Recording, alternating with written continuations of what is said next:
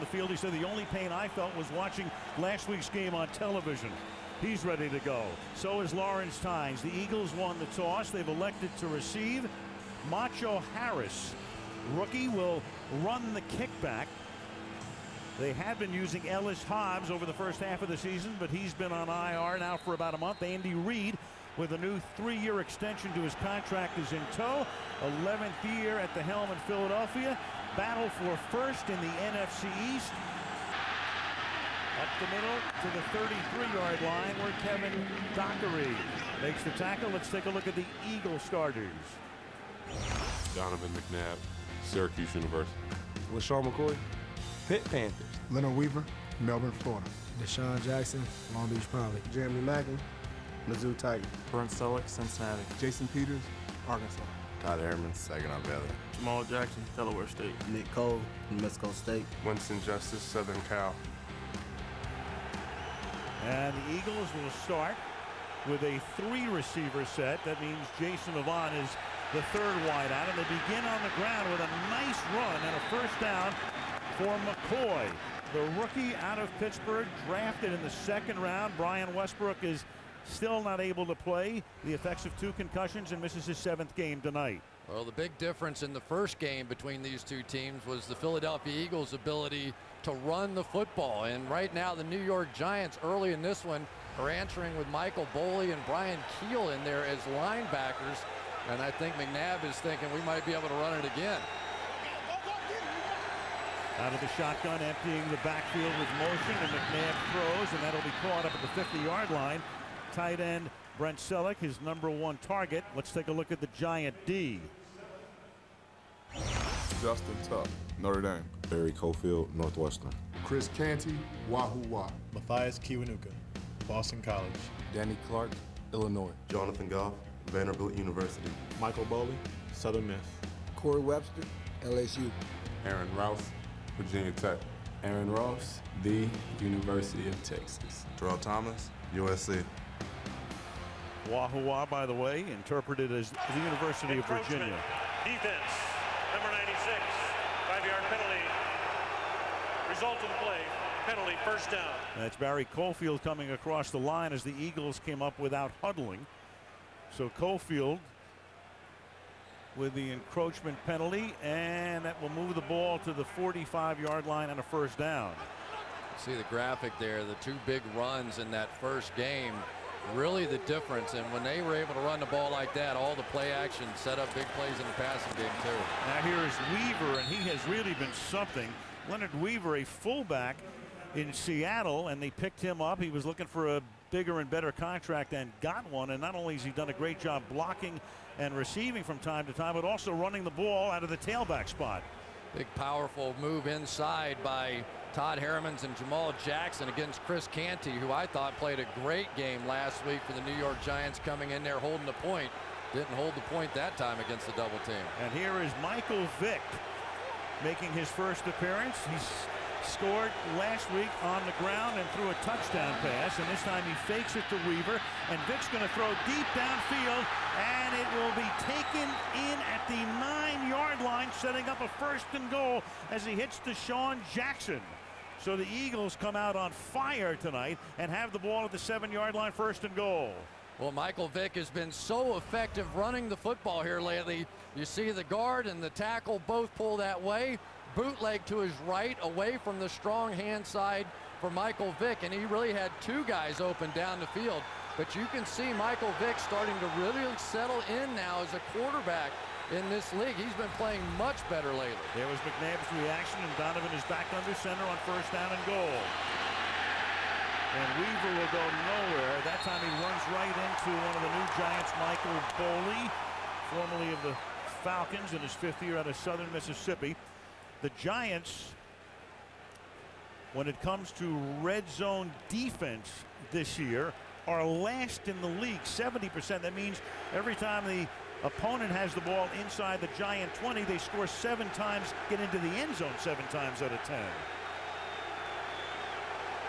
Well, after the way the Eagles put it on him last time, the last thing in the world you want is have them come down here and score a touchdown on their opening drive.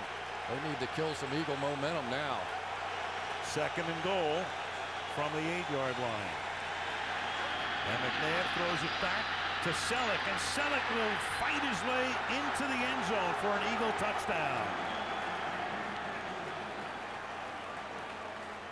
67 yards, 6 plays, 3 runs and 3 passes, and the 32-yard pass by Michael Vick, the key play along the way. 6-0 Philadelphia. Brent Selleck with a tight end screen as Umanura goes around him. Selleck just turns around, and how impressive was that drive?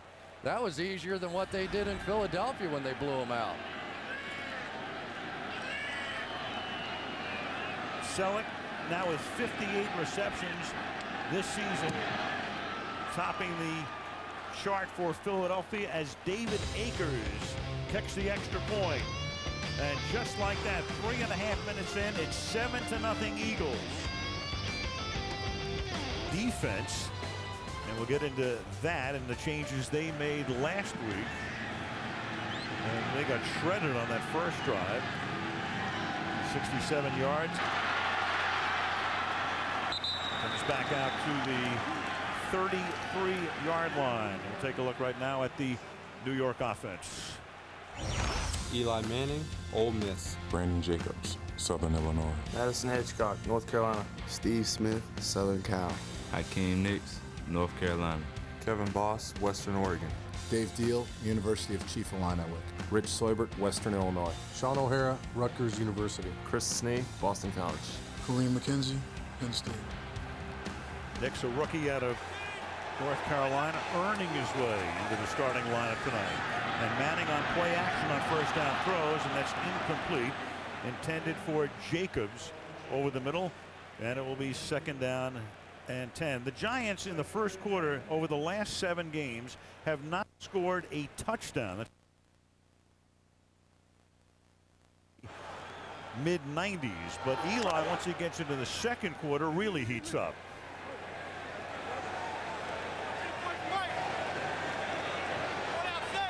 Second and 10 from the 33-yard line. And here's Jacobs. And Jacobs plunging forward and taking the Eagles with him with a good run, a churning run up to the 41-yard line. At 6'4", 264, a hard-earned gain of 8. The one thing the Philadelphia Eagles did not want to see was this.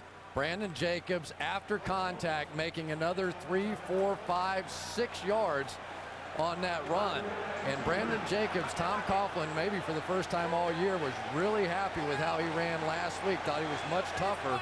That's a heck of a start there. Getting more than half his yardage this year after contact. Then they've got Ahmad Bradshaw in the game on 3rd and 2. And Manning goes over the middle and finds Steve Smith for a first down up at the 46-yard line. Steve Smith with his 79th catch of the season, good for 15 yards. Boy, you could see Eli really locking on to his favorite receiver, Steve Smith. Usually on the slant, he gets the ball there. Didn't get it there, get it right there. No, he actually ran to the 3rd hole that was. Eli never took his eyes off of him. You talk to the Philadelphia Eagles, they tell you in 3rd down situations, if Smith isn't there, Eli is really uncomfortable, and you can see it. Now at the Philadelphia 44-yard line. Here's Jacobs over right guard, and Jacobs loses the ball, and it's picked up by Brown, and Brown will go all the way to the end zone.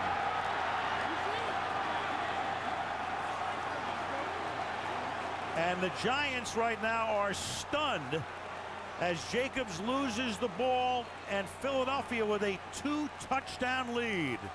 And a little extracurricular stuff with Witherspoon involved in it. Well, it was Trent Cole chasing this one down from the backside, getting there. And then I think it was Chris Goko. No, that was Trent Cole all the way. The ball just popped out on Brandon Jacobs. I think he was surprised. All the way from the backside, a hustle play, gets his arm right on it. And that is what we see game after game out of Trent Cole. That sort of hustle. And for Brandon Jacobs, that's a disaster. Second fumble of the year for Jacobs, and that's the 5th touchdown of Shelton Brown's 8-year career. Akers for the extra point. Sav Rocca puts it down, and the Giants have been rocked. 5 minutes and 20 seconds into the game on Sunday Night Football. 14-0 Philadelphia. Ball extra. Giants will get the ball now, but they're down 14-0 after Sheldon Brown's second touchdown in 2 weeks. And this is Hickson fielding the ball at the 4-yard line. And great coverage as he's tackled at the 14-yard line by Eldra Buckley as we go back to the Jacobs fumble. You can see Brandon Jacobs starting off with 2 hands on the football, but he got in a comfort zone right here. He thought he was in open space and just did not see Trent Cole coming from the backside. And then Brandon Jacobs decided that he was going to cut off those rubber sleeves that you saw. Here's Trent Cole hustling from the backside and just getting his hand there on the arm, and there go the rubber sleeves. Remember Amon Green, John Madden talking about it in Green Bay a few years back? There they go. Absolutely. Ball at the 15-yard line. Jacobs is the back, 1st and 10. Eagles come on a blitz. Short pass underneath. That's the tight end, Kevin Boss, for a minimal gain. Let's take a look at the Philadelphia defense. Quay Parker, Oklahoma State. Mike Patterson, Southern California. Broderick Bunkley, Florida State University. Trent Cole, Cincinnati. Chris Gokong, Cal Poly, San Luis Obispo. Jeremiah Trotter, Stephen F. Austin State. Will Witherspoon, Georgia. Asante Samuel, UCF Knights. Quentin Michael, Boise State. Sean Jones, Georgia. Sheldon Brown, South Carolina. And Joselio Hansen is the nickel back, and he's in on this play. And there goes Jacobs over the right side, finally taken down by the safety, Sean Jones. That's a gain of 13 and a 1st down. Nice job by here. Rich Seibert coming in here with a big kick out block, and Brandon Jacobs sleeveless now. He's a little angry as well. You never know. Maybe that'll get him fired up for the rest of this game. But he's coming out here and running hard, but I'm sure he's embarrassed after that opening fumble. He hurt this team. Sleeveless and angry. It's a good combination. The Giants can only hope from the 31-yard line. And on a slant, this is Nix. And the Giants' #1 pick in the draft takes it to the 49-yard line. Quick drop, quick throw on a slant, 17 yards, 1st down. Well, this is the Giants' version of Anquan Bolden, just a simple route coming inside. And you've got to like Akeem Nix. He is a big, strong, physical guy, a lot of yards after the catch. Showed the ability to go up high and catch a ball a week ago. They really need some big plays down the field. If you've seen these Eagles games in the past, Plexico Burress made so many plays when they tried to come up and blitz, really kind of forced the Eagles out of some of those blitzes. Smith goes under the slot, and you got Manning looking, throwing, and it's incomplete. And it's good coverage by Samuel, who says no way, not on that one. Intended for Hakeem Nix. 2nd down and 10. Well, I kiboshed another guy. As soon as I talked about how big and strong and physical he was, ability to go up and make a play on the ball. Great hands, the whole thing. You know, I gave him the whole build-up. Eagle defensive coordinator there is Sean McDermott, who took over for the late Jim Johnson, and the JJ on the back of the Eagle helmets. An ode to the late Jim Johnson. Kevin Gilbride is the Giants offensive coordinator. Sends in this play on 2nd down and 10. 3-step drop, and Manning throws over the middle, and he hits Smith. And that will be a 1st down to the 38-yard line. And for Steve Smith, he's now homing in on the Giants team record of 82 receptions by Amani Toomer. That's 80, and he's over 1,000 for the season. But he has really turned into some kind of slot receiver too. He's a guy that understands protections. He understands hot reads. On the same page with Eli. He's been really their best receiver by far.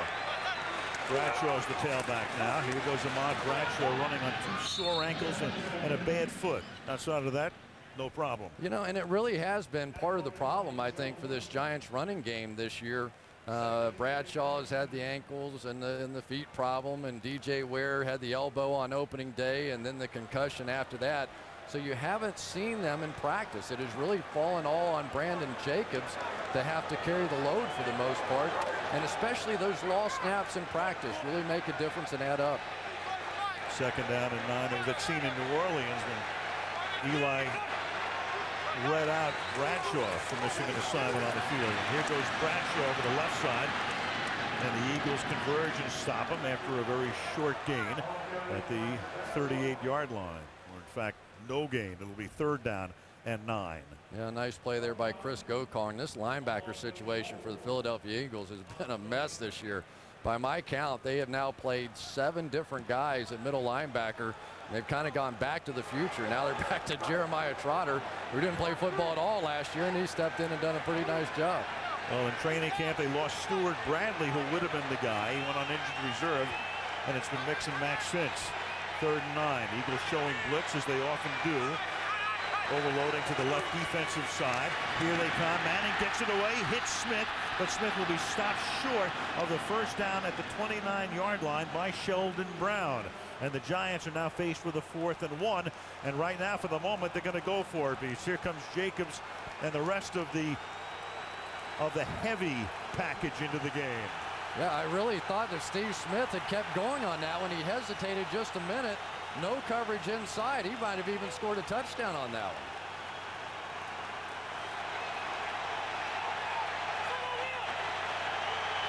Manning wants some quiet. 4th down and a long one. And here's Jacobs. And Jacobs is able to pick up that 1st down. You don't win or lose a game in the 1st quarter, but that was big. That was big for a 1st quarter play. Yeah. You could almost tell what this one was going to be. Sorber coming around here. This is their favorite play, kicking out on Quentin Michael, who's the leading tackler for the Eagles. Coming up through there. Just power football. And for the New York Giants, short yardage hasn't always been their friend, but came up big on that one. 10th play coming. Ball at the 27-yard line. And Manning has it deflected in the air, and it will fall to the wet turf, incomplete. Fortunately for Eli, the ball batted high. It'll be 2nd down and 10. You know, for Eli Manning, this has been an up and down kind of year. That great start. They came out 5-0, 10 touchdowns, 2 interceptions. During the 2-5 streak since, 10 touchdowns, 9 interceptions, and 11 total picks on the year. That's more than he had all of last season. Talked about the Giants' troubles in the 1st quarter, Eli's problems. 2nd quarter is a completely different story. But the Giants right now looking to manifest this drive with a score. And that's almost picked off. It turns out to be a reception by Boss at the 9-yard line. Kevin Boss is the recipient of a lot of good fortune after it was tipped by Trotter. Jeremiah Trotter had this played absolutely perfectly and just didn't come up with the ball. Watch him right here. Going to run right underneath Kevin Boss. Has it played, gets his head turned around right in his hands, and flips it over to Boss. Jeremiah Trotter really is not much of a pass defender. Generally, they like to blitz him because he doesn't do well, but that time he was there. Here's Ahmad Bradshaw on a 1st and goal, getting stuffed at the 8-yard line by Broderick Bunkley. You know, this is such a big game. You just can't overemphasize the importance of this particular drive. You know, you're down 14-0. You've gotten a bad break, but you just got a good break right there. A missed interception. Now can you take advantage? Under 3 minutes to go in the quarter. Philly sprinted out to a 2-touchdown lead. 13th play of the drive. 2nd down and goal.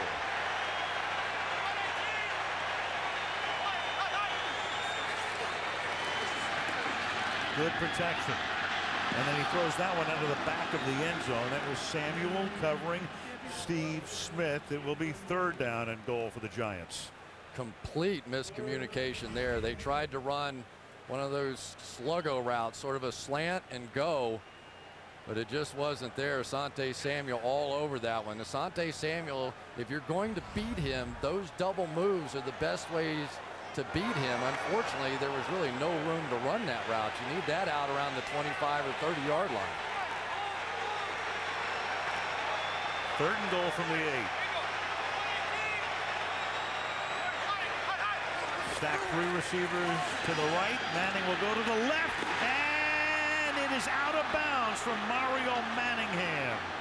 As so often is the case when you have trips one way and a single receiver to the other side, they go to Manningham, but Manningham was out of bounds as he hauls it in. 4th down, and in comes the field goal unit. Blitz this side, and you want to squeeze that guy as hard as you can inside. Sheldon Brown, you know you're going to run out of real estate out there. So the more pressure you can put on that defensive back, pressing him inside to give yourself more room on the outside, could have been a touchdown, a blown opportunity. Lawrence Tynes, 26-yard field goal attempt. Eagles to hold, and the Giants at least come up with 3. After a 15-play drive, the Philly lead is 11. Becoming a great new tradition, hockey on New Year's Day. Fenway Park is going to be the site. The Flyers taking on the Boston Bruins at 1 o'clock Eastern Time New Year's Day. And to get you in the mood, there's the Wallman Rink in Central Park. They've started to work on that rink at Fenway Park. That time lapse on NHL.com last night. That's going to be great. Wrigley Field last year, Buffalo a couple of years ago, Fenway this year. New Year's, Macho Harris brings it back out to the 31. That's where the Eagles set up shop. Late in the first quarter, 14-3 Eagles. Well, Mario Manningham, and that's been a recurring problem for him, and he's been able to make the catch and stayed inbounds. The Giants would have had 7 instead of 3. It's a 14-3 game as Philadelphia takes over now at its own 31-yard line. LaShawn McCoy is the running back. 3 receiver set with Avant in the slot. And the rookie from Pitt takes it to the 32 as we go back to the Manningham play. Well, Sheldon Brown right here has to play inside, because when they get the blitz here, he has to cover this slant because all this field is open.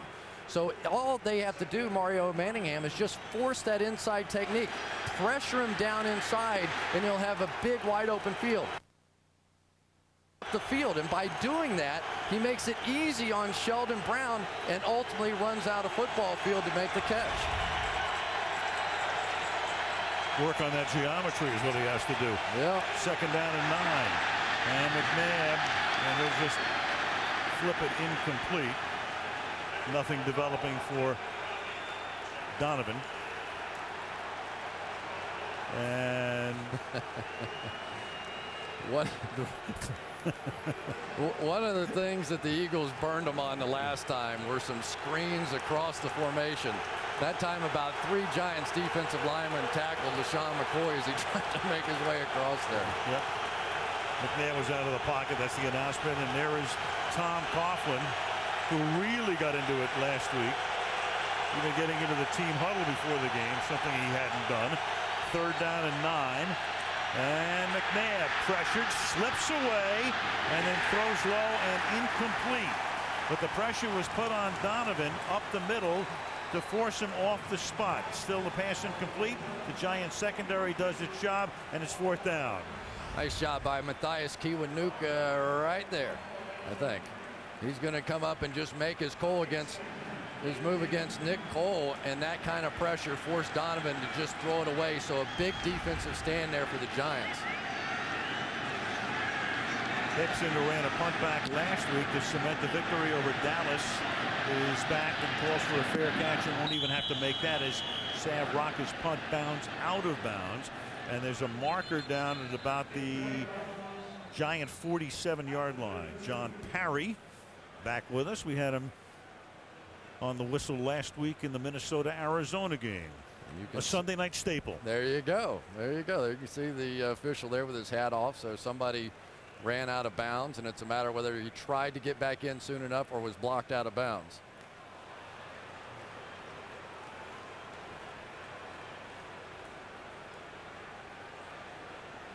Tom really loves this call. Personal foul. Unnecessary roughness. Taking a gunner out of bounds, making contact while out of bounds.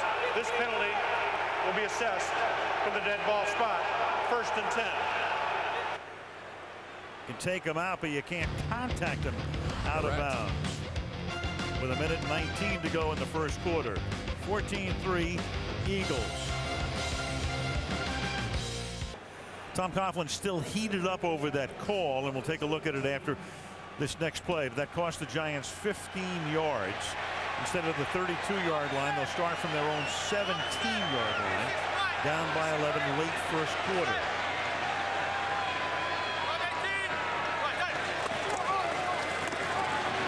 Jacobs. Gain of about 8. Back to the penalty on Terrell Thomas, who takes Quentin Demps out of bounds. You can take him out of bounds. You can't ride him any farther than that. And you'll take a look at this. He rides him like into the equipment room here, Chris. Yeah, you know, it's hard to say it's not a great play. I mean, Terrell Thomas made a great play, but you have to stop. You know, when you see the white line, you have to sort of let him go, give him a chance to run back on the playing field, and then hit him again. It's a good call by the officials. It's absolutely right. Chris Coughlin had a good view of it happening on the Giants sideline. The ball is at the 24-yard line. It's second down and 3. Toss to Jacobs, and he cannot get out of the backfield because knifing through is Jeremiah Trotter in his 11th season. Chris talking about the mixes and matches they've had to make at middle linebacker. They have to sparingly use him, though. He can't play every down, but when he's in there, he can be very effective. Unless he plays every down like this, and then he'd be able to. Right. Just found the hole. That time Chris Nee overran him and went in the back door. That's a nice play by Trotter. This padded move, the axe. Third down and 6 at the 21-yard line, and that's going to do it for the first quarter. End of 1 at the Meadowlands with the score. Philadelphia 14 and the New York Giants 3. And Sunday Night Football is back after these messages. Beautiful shot of Manhattan in tonight's aerial coverage being brought to you by Bud Light. Al Michaels, Chris Collinsworth, Andrea Kramer. Giants Stadium, which will be closing down pretty shortly. Giants moving to their brand new digs across the parking lot in 2010. And right now the Giants in the second quarter trailing by 11 with a third down and 6 at their own 21-yard line.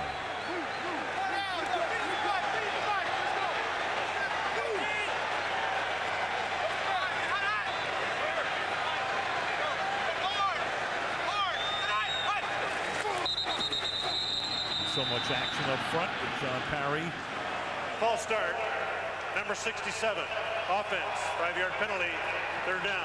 Eagles moving up and down and back and forth, and Kareem McKenzie jumped. I'll tell you what, that was an interesting look that time by the Philadelphia Eagles defensively. They were sitting there in a very basic looking defense, and when they thought that Eli was about to snap the ball, they had everybody moving. And I think the offensive line said, what the heck? This secondary, though, in a third and long situation, they're dangerous. Already 20 interceptions on the season, 5 more than they had all of last year. And Joselio Hansen back. Third and 11. Manning stepping up and going deep and getting free and dropping it is Hakeem Nicks, and a flag is down back at the 42-yard line. At the Giants' 42-yard line.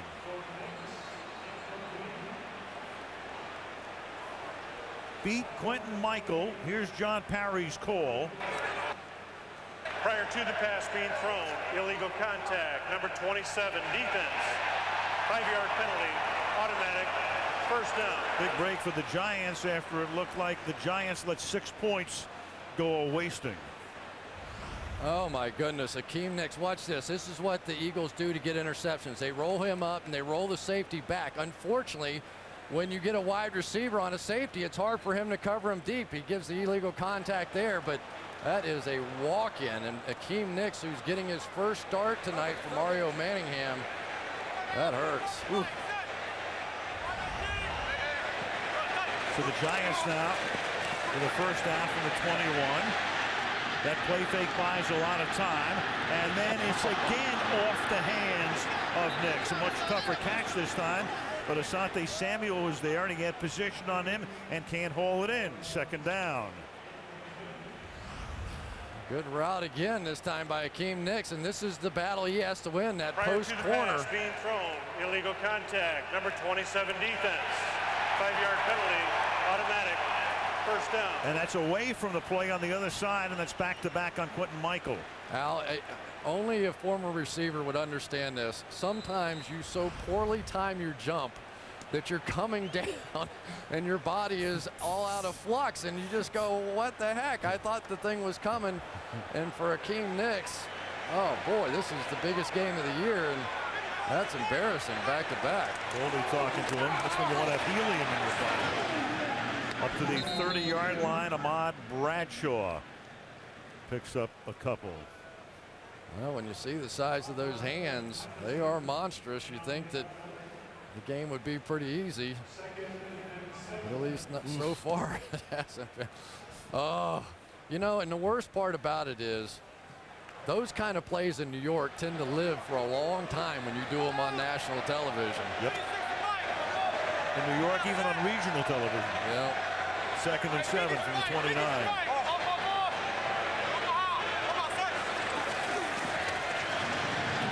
And that's caught by Boss.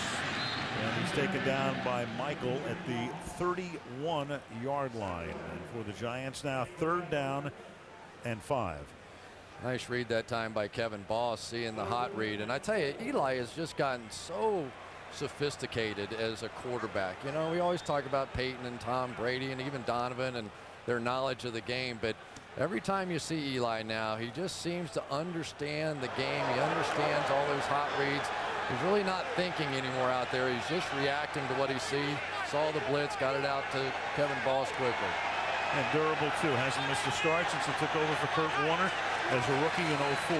3rd and 4. And Manning throws, and that's caught. And this time, Nicks holds on and breaks away inside the 30, the 20, the 10. Touchdown, Giants. All is forgiven.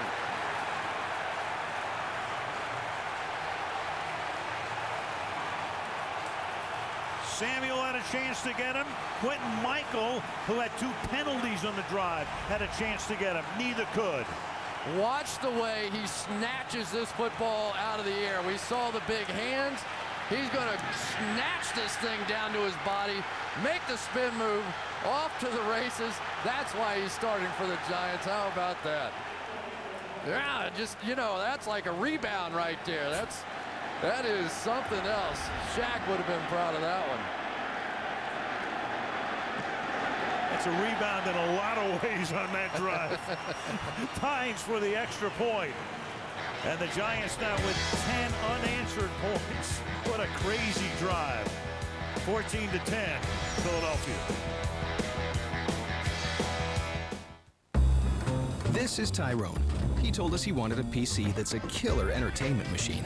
So Windows and Dell said, we'll not only build it, we'll fly you to Texas to approve it. Tyrone, meet the Dell Studio XPS 16 with Windows 7.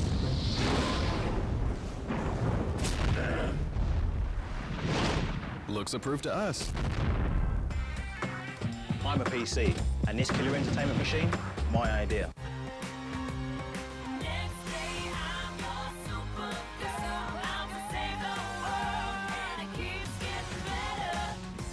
Know what else keeps getting better? DirecTV. To supercharge your high-def TV, you gotta hook it up. So yeah, I'm out to save the world from cable.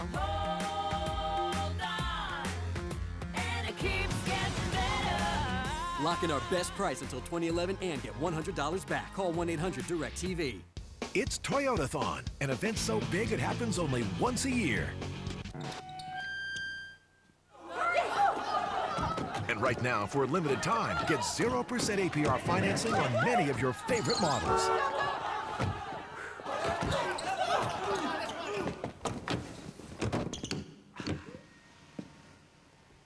I didn't get one. We've got more. It's not just an event, it's Toyotathon. Hurry to your Toyota dealer today. Sunday Night Football brought to you by Windows 7, your PC simplified. By Citizen Echo Drive, fueled by light, it never needs a battery. Unstoppable. By the new Subway $5 footlong chicken marinara melt. Subway, eat fresh. And by Toyota, moving forward. Just saying that makes me hungry. What a week in New York, though, huh? The lighted tree and shoppers everywhere. And I know we're supposed to be in a recession, but you couldn't tell in Manhattan this week. Not this weekend. Everybody coming in from Europe because of the dollar. Yep. Here's Tynes kicking off in a 14-10 game. Ball at the 6. Macho Harris back up to the 24-yard line. Well, we'd like to introduce Akeem Nicks to America. The opening act wasn't very good, but he got the penalty, which really kept that drive alive. Second one, a little too soon in the air. But as long as you have a great closing act, you'll be remembered for a long time. Kevin Gilbride right there, the offensive coordinator. Well, 1 for 3 if you're a Yankees, pretty good, right? Good curtain call at the end of that one. 1st and 10 of the 24. McNabb. And he fires, and that's taken at the 45-yard line by the tight end Selleck. And that's his 3rd grab of the night, and it's good for 23 yards. And Selleck, playing with a dislocated thumb, struggled a little bit in pregame warm-up trying to catch the football, but he has really become a weapon for this football team, working down the field one-on-one against Aaron Rouse and so many different players at the safety position this year. To watch Brent Selleck in pregame warm-up, I tell you, there's nothing worse when your thumb hurts trying to catch a football. You don't even want to put it on that. So you know he's out there playing with a little pain tonight, but he's been hot this year. From the 46-yard line, Weaver, who busted a 41-yard run for a touchdown in the first meeting on November 1st, and that's a first down. The Giant defense undergoing a lot of changes. Teams were running against the Giants, and Tom Coughlin said before the Dallas game, I just couldn't look at this anymore. So they went to the bench, and they brought Kiwanuka in to take Umanura's spot at one end. Chris Canty came back into the lineup, into the starting lineup with Fred Robbins backing him up as you look at first-year defensive coordinator Bill Sheridan. But there were moves that the team felt had to be made, and Weaver now takes the ball to the 39. And of course, the Giants are minus a couple of really key guys. Kenny Safety, who got hurt in the Dallas game week 2, and Antonio Pierce, their middle linebacker, is also gone for the season on injured reserve. So the Giants have had, like the Eagles, had to do a lot of mixing and matching. Yeah, they really have. And the guy that I thought helped them the most last week was Chris Canty, right there over the nose tackle position. My only question is, did he get fired up to play against his old team, the Cowboys? Or are we going to see that out here tonight, too? I haven't seen it so far, but we'll keep an eye on it as the night goes along. 2nd down and 5. The ball is at the 40-yard line. McNabb swings it out, and McCoy makes the catch, and that will set up a 3rd down and short. 4 defensive ends in the ball game now for the Giants across the board. It's one of their looks. They've got Clint Senham on the outside, but once again, it's the pressure up inside by Kiwanuka that's been the difference. When they take those defensive end types in on those guards, it is awfully hard to come up with a play and block those guys. And here's Michael Vick, his 2nd play of the night. He played on the first series. 3rd down and 3. Taking a shotgun snap. And Vick's going to run it himself. And Michael Vick to the outside, turns the corner and picks up the 1st down. He's out of bounds at the 32-yard line. Well, this is one of those sequence plays. Remember the one they ran to open the game, the sort of bootleg action, this time coming around this way. And instead of going the other way, Mike Vick just follows him. And Al, we've been talking about it this week, but I really feel like that we're starting to see Mike Vick again. You know, early in the season, he just wasn't in shape. He wasn't fast. His arm didn't look strong. But every single week, every time I've seen him on tape, he's been a little bit better. We're starting to see Mike Vick. A rushing and passing touchdown last week in Atlanta. And McNabb fires over the middle and completes it to Jackson at the 15-yard line. Deshaun Jackson, missing last week's game after sustaining a concussion in the game against Washington. And he's made a ton of big plays this season. And Deshaun Jackson just finding a little hole in the zone right there. But what a talent this young man is. This really isn't man coverage. You don't say this is Corey Webster's fault. They're just playing his zone. He found the hole in it.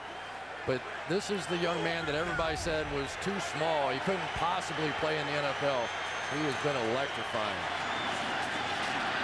And cutting it back is McCoy to the 10-yard line. Let's quickly go to Andrea. Right, Jeremy Maclin, who had plantar fasciitis in the left foot, was carted off the field. He was questionable coming into this game. His head was covered by a towel. He was nearly in tears, Al. Well, Maclin, of course, has done a great job in his rookie season. He was their #1 pick. That means we'll see a lot of Avant and also more of Reggie Brown in the game. 86, second down and 4. Osa Umenyiora didn't look too happy coming off the field there.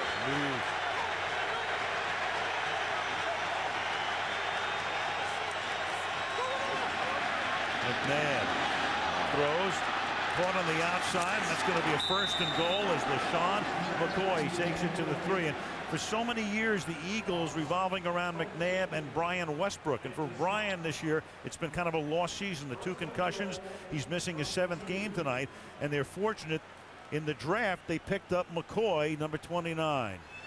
Big time blown coverage that time. Michael Boley was trying to signal back to his safety what they were going to do, and ended up neither one of them picked up the back coming out of the backfield.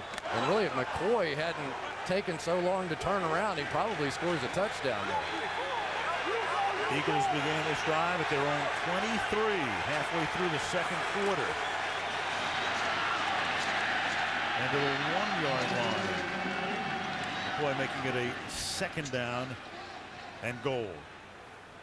Well, I tell you what, that time Barry Cofield got in the backfield against Nick Cole and just totally destroyed that play right here. Watch this combination. And Michael Vick coming back in. All the way back in the backfield, and no way, no how that's going to work. Now you've got McNabb and Vick both in the game. And this time they're going to split Vick out to the left. McNabb comes under center. Vick in motion. Toss it to him. Turns around. Looking to throw it. Does. And knocked away at the very last moment on a pass intended for Reggie Brown. And it's Aaron Rouse who comes in there and deflects it. Vick took a little too long on that throw. Reggie Brown was there, but he just didn't pick him up soon enough. He's going to come in motion, look like a reverse, go back around the other way with Donovan McNabb as a lead blocker. But Reggie Brown running in the back of the end zone had 4 or 5 steps, but he just took too long to get it there and threw it behind him. And Aaron Rouse could not have gotten there. Start of the season with Green Bay, came over, a Giant starter. Now they have Rouse and Ross at safeties. 3rd and goal. McNabb throws over the middle, and that gets deflected. And the Giant defense stiffens. And we talked about how inept they have been in red zone coverage. And McNabb looks around and says, where's the yellow? 4th and goal. Back-to-back plays by Aaron Rouse. He's got perfect coverage right here. And this is just, is the referee going to call it or not call it? Tried to do a little rub. There's a hold. There's a pull. Easily could have been called, but, you know, this is Philly, New York, Giants, Eagles. Sometimes they let them go. And they do. 20-yard field goal attempt for Akers. Savraka, the holder.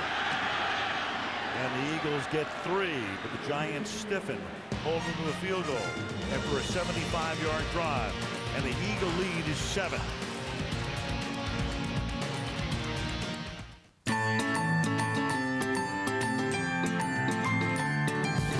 Vacation and barbecue, small talking and nothing to do.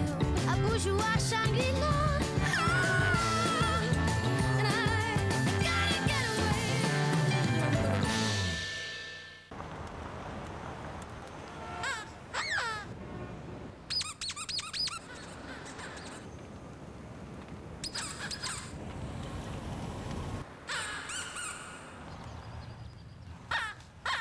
Toyota is the most fuel-efficient, full-line automaker today. Oh, there he is.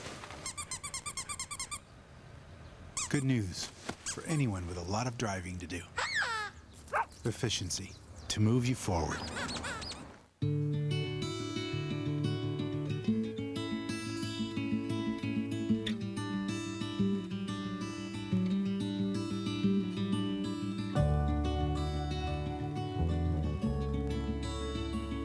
Say I love you like never before with a gift from Zale's exclusive Shared Heart collection. 30 pieces created to symbolize love shared and everlasting. And your gift of love becomes a gift of hope with a donation to Autism Speaks at Zales. Starting tomorrow, it's a voices only competition.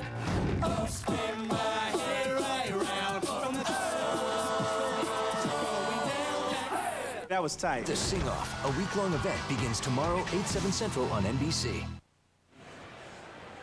Giant Stadium winding down its existence. A lot of unbelievable memories. The miracle of the Meadowlands, a miracle for the Eagles, a disaster for the Giants back in November of '78. The Bill Pisarcik fumble. Randall Cunningham with a 91-yard punt 20 years ago. Jason Sehorn with that big interception return for a touchdown in the playoff game after the 2000 season. Westbrook with a big 84-yard punt return for a touchdown. 12 sacks a couple of years ago. 6 by Human Euro. Winston Justice had a horrendous night, but he's okay right now as the starting right tackle for the Philadelphia Eagles. But some of the memories at Giants Stadium, where more NFL games have been played through history than at any other venue. Which, when you have two teams and you're open for 30 some odd years, it's easy to do that. This one's starting to feel like it might be a little something before it's said and done too. Yep. Akers kick, a good angled boot fielded by Hickson at the 3-yard line. And the Eagles swarm him at the 19, led by Tracy White. 6.5 to go in the half. Philadelphia 17 and the Giants 10. It's Toyotathon, an event so big it happens only once a year. And right now, for a limited time, get 0% APR financing on many of your favorite models.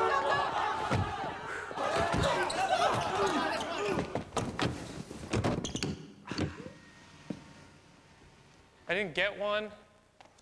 We've got more. It's not just an event, it's Toyotathon. Hurry to your Toyota dealer today. We start with a fresh grade A egg. We break it, then we fix it, so you can start your day sunny side up. That's what we're made of.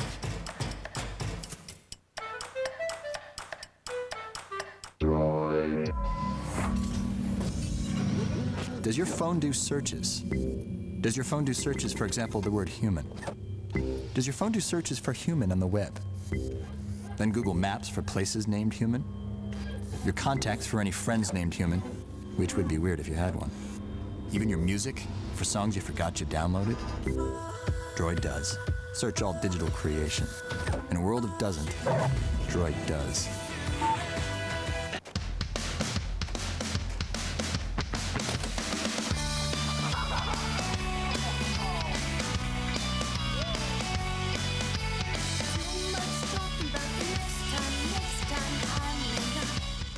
Chuck never gets the girl, but after his upgrade, he'll have a fighting chance. It's no more Mr. Nice Guy. Cute and talented. The new season of Chuck, coming to Mondays this January on NBC.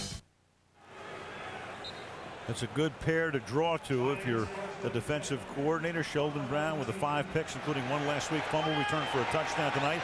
Asante Samuel, they both love to jump routes. Samuel with 7 interceptions. The Eagle corners in there now as the Giants start this drive with a Jacobs run. And it's losing his shirt as he gets to the 23-yard line, tackled by Patterson. You know, and how good is this secondary? You've got Sheldon Brown and Asante Samuel, 7 and 5 interceptions. Only Charles Woodson and Nick Collins, his teammates, can match that number. And I tell you, you talk to some of the Eagles defenders and coaches, they really want to make a push for Sheldon Brown to make the Pro Bowl this year. Big interception return for a touchdown last week and the fumble recovery for a touchdown this week. Here's Jacobs. And he bulldozes his way to close to a first down, and it will be as they'll spot the ball just shy of the 30-yard line, tackled by Trotter. One thing about the Giants, when something works, they're going to stay with it. Not real sophisticated. You get Madison Hedgecock in there, Rich Seubert in there, and 260 pounds of man running hard tonight in behind it. I don't know, maybe that fumble is the best thing that could have happened to the Giants. Seems like Jacobs a little upset. From the 30-yard line. Off the fake, under pressure. Manning escapes, throws, and then it's dropped up at the 48-yard line by Nix. Covered by Asante Samuel, but a good escape, a nice job to get out of the grasp of Jaquay Parker. Well, it looks like this is going to be 1 for 4 so far for Akeem Nix. Let's see if Asante Samuel, who is reading Eli all the way, gets his hands on there or not. You know, everybody always talks about, and every announcer on television talks about, extend your hands to make the catch. Sometimes when you're going over the middle, if you can wrap your whole body around it, that was always my option, because when you reach out for it, a good hard swat on the arm can knock it out.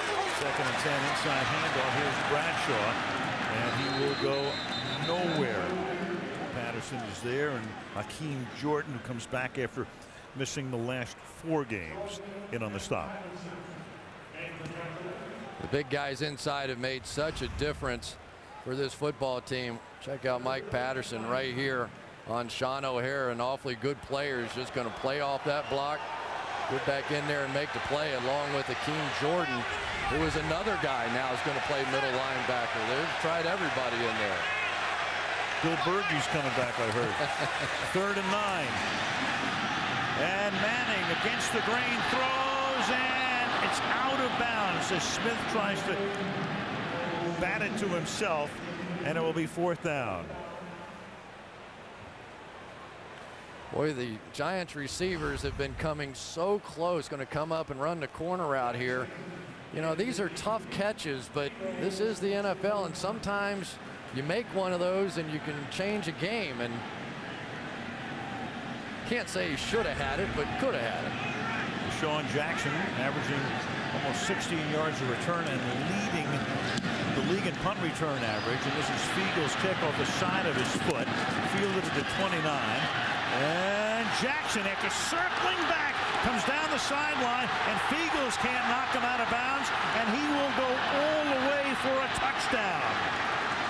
So the league leader in punt return average, and what a run back. As he starts to the inside, he gets pinned on a boot off the side of Fiegel's foot, and he runs it back 72 yards. The Giants thought the sideline was their friend. It wasn't. Dominic Hickson was really in perfect position right down the sideline to contain it, but then he got trapped back inside. So when Deshaun Jackson folded back around, that perfect position was gone. Man, what an unbelievable player this young man is. I mean, he is just so electric with his hands on the football. So many plays over 50 yards already this season. Absolutely amazing what he's done. 7 touchdowns of 50 or more yards. So he comes back off the concussion. Runs it back 72 for the score. Akers for the extra point. And late in the first half, the Eagle lead is 24-10.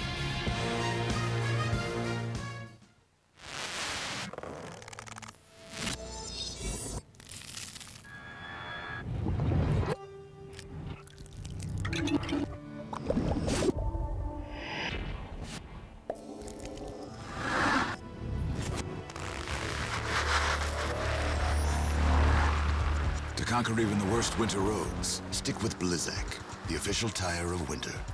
For drivers who want to get the most out of their cars, it's Bridgestone or nothing. Unstoppable. Eli Manning is. So is his Citizen Echo Drive watch. Fueled by light, it never needs a battery. It's unstoppable, just like the people who wear it. Doc, none of us can remember anything from last night. Remember? Buy the biggest comedy ever. Where is Doug? I am Doug. His name's Doug too. Classic mix-up. What is going on? The Hangover, unrated. Buy it on Blu-ray and DVD. Well, hey, glad I caught you. I was on my way to present ideas about all the discounts we're offering. I've got some catchphrases that'll make these savings even more memorable. All right.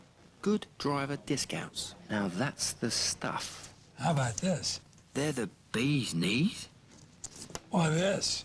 Sir, how about just 15 minutes could save you 15% or more on car insurance? Yeah. Good luck with that catching on. Geico. 15 minutes could save you 15% or more on car insurance. Nothing can stop their dream for gold. Bouncing around like a pinball. Unbelievable. Not even gravity. This February, the Vancouver Olympics on NBC.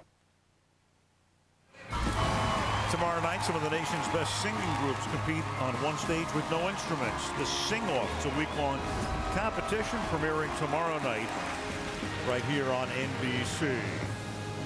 The Giants coming into this game had not allowed a return for a touchdown of any sort. Kickoff, punt, fumble, interception all season long. Tonight they've allowed 2. Brown with a fumble return off the Jacobs fumble. And now Deshaun Jackson with a 72-yard run back.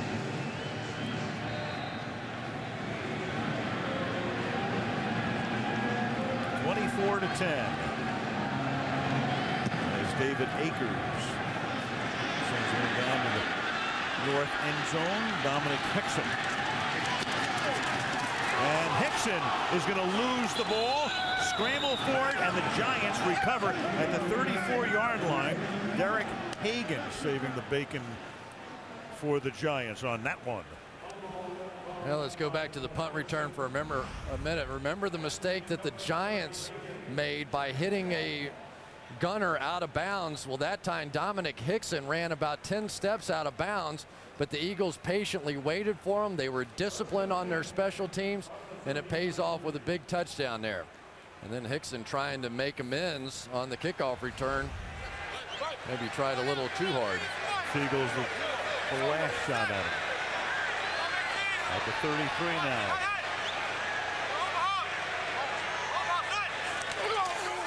Lamar Bradshaw takes the inside handoff. Moves out to the left. Picks up a first down. Good run. Out to the 49-yard line. It'll be a gain of 16. Tackled by the safety Sean Jones. I love watching the hustle of Trent Cole. I asked him about it, and he said going back to high school, I was one of those guys, they never let me come off the field, not for a special teams breather, nothing. So just playing on one side of the ball is a piece of cake, but you'll never see him stop on a play. If it's 50 yards downfield, he still has a chance because of how hard he plays. 3.5 left in the half. Give it to Bradshaw again. And Bradshaw takes the ball into Eagle territory to the 45-yard line. Gain of 6. 2nd and 4. Nice little trap play here that was set up by Chris Nee's movement. You'll see Chris Nee here take a step out and go down, and then the trap comes over this way. It's amazing that you think about setting up wide receivers on cornerbacks, but offensive linemen set up guys too.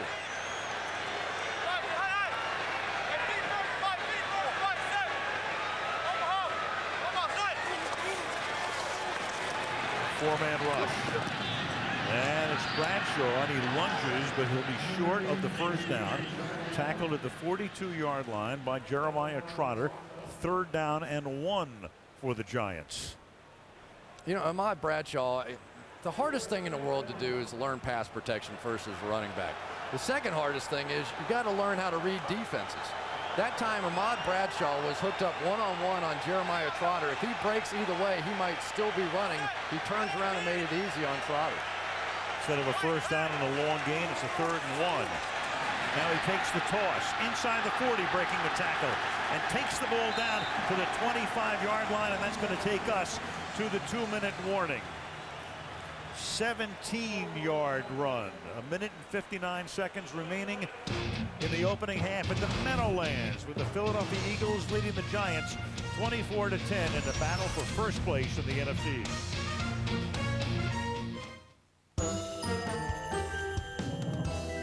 This one is the top cleaning model. And with this one, you can wash and dry a load in just 36 minutes. But I think this LG with steam care technology would be right for you. It releases wrinkles with the touch of a button.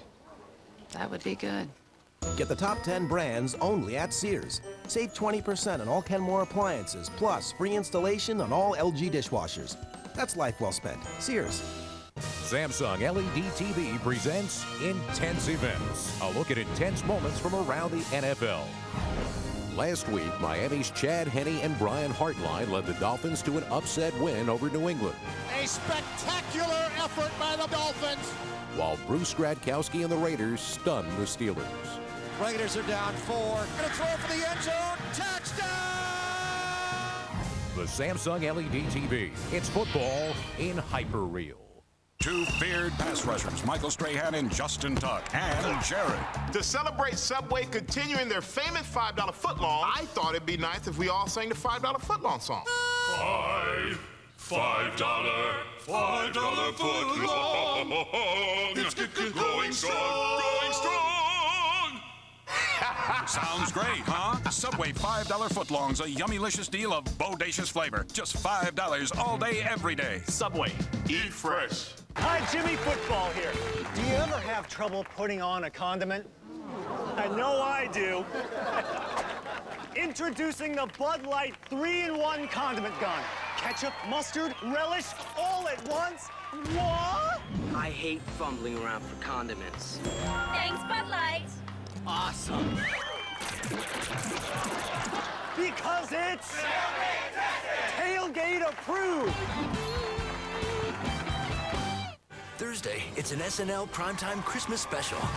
With classic bits from Christmas past. No one can resist my sweaty balls. Plus some new ones in a 2-hour special. Gather around and keep your mouth shut. An SNL Primetime Christmas, Thursday at 8, 7 Central on NBC. Over a live shot of 30 Rock about 8 miles away. The Toyota halftime show reminder, Bob Costas and the gang coming up at the half. 1:59 to play in the half. 1st and 10 from the 25-yard line. Manning going to the end zone, and it's incomplete. Intended for Steve Smith. Hansen, who had to miss 4 games because of a league-imposed suspension, coming back off that list, breaking it up. Boy, I tell you what, big chance there for Steve Smith to make a play. Joselio Hansen just back. You can see he's going to put that hook up. Tell Eli I've got him here, and then went around the backside of him and just couldn't secure that one. Pretty good play that time by Hansen, just to get his hands in there and rip the arms apart. 2nd and 10 at the 25. Giants with all of their timeouts.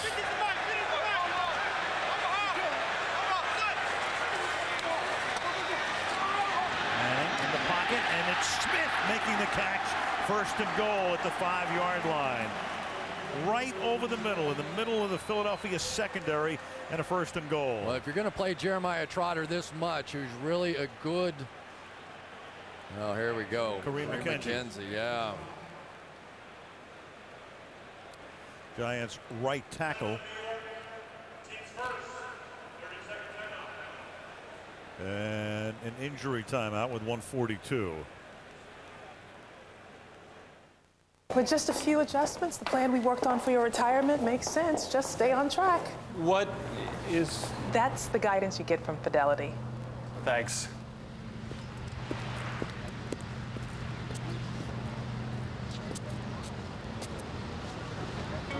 Stay on the line! Whatever your destination, Fidelity has the people, guidance, and investments to help you find your way. Fidelity Investments. Turn here. What if a moment standing still could be just as beautiful when it breathes? If some moments preferred to take their time. If photography moved us and we moved photography, and we could all see beyond the still. Moving photography in 1080p Full HD, pioneered with EOS, inspired by Canon. Rated E for everyone. Dear PlayStation, my kids never want to hang out with me, but wait till they see this. Yeah, not to be Buzzkill McGee here, but a better way to spend time with Kyle, Abby, and your lovely wife, Jenny, is to buy them a PS3. With Blu-ray movies and games like Little Big Planet, it's fun for the whole family. And way less, you know, lethal. Jenny, how did you... Ooh, Scraps likes you. PS3, now $2.99. PlayStation. Kareem McKenzie just now getting up. The Giants have been so solid and so steady for years along that offensive front. McKenzie missed a game in late October with a groin pull, and now he comes limping off the field here. Watch Mike Patterson right here. His knee blocks him just as McKenzie plants that left leg to take on Jaquay Parker. He's going to land right on the left knee.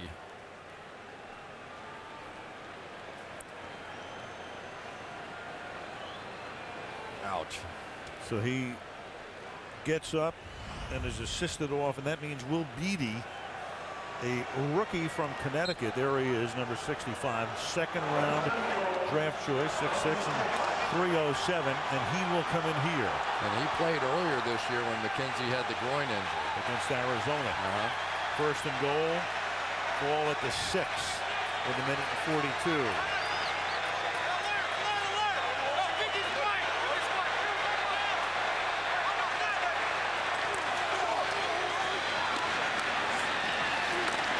Bradshaw gets about half the distance. Second and goal. Collegial pat on the helmet. Yeah. It's interesting here to see if David Deal moved just before the snap of the ball. 30-second timeout. Right here. Sure did. Yep. Got away with one. And timeout is taken by the Giants here before a second and goal. And for McKenzie, he'll get a head start back to the locker room for halftime. You know, the tough part about this injury, obviously a lot of different things, but they've been running the ball so well. This almost looked like kind of the old Giants team, averaging over 5 yards a carry here in the first half, which really bodes well for later in the ball game. But that doesn't help. The timeout was taken by the Eagles defensively, trying to save some time on the other side of the clock. Second down and goal.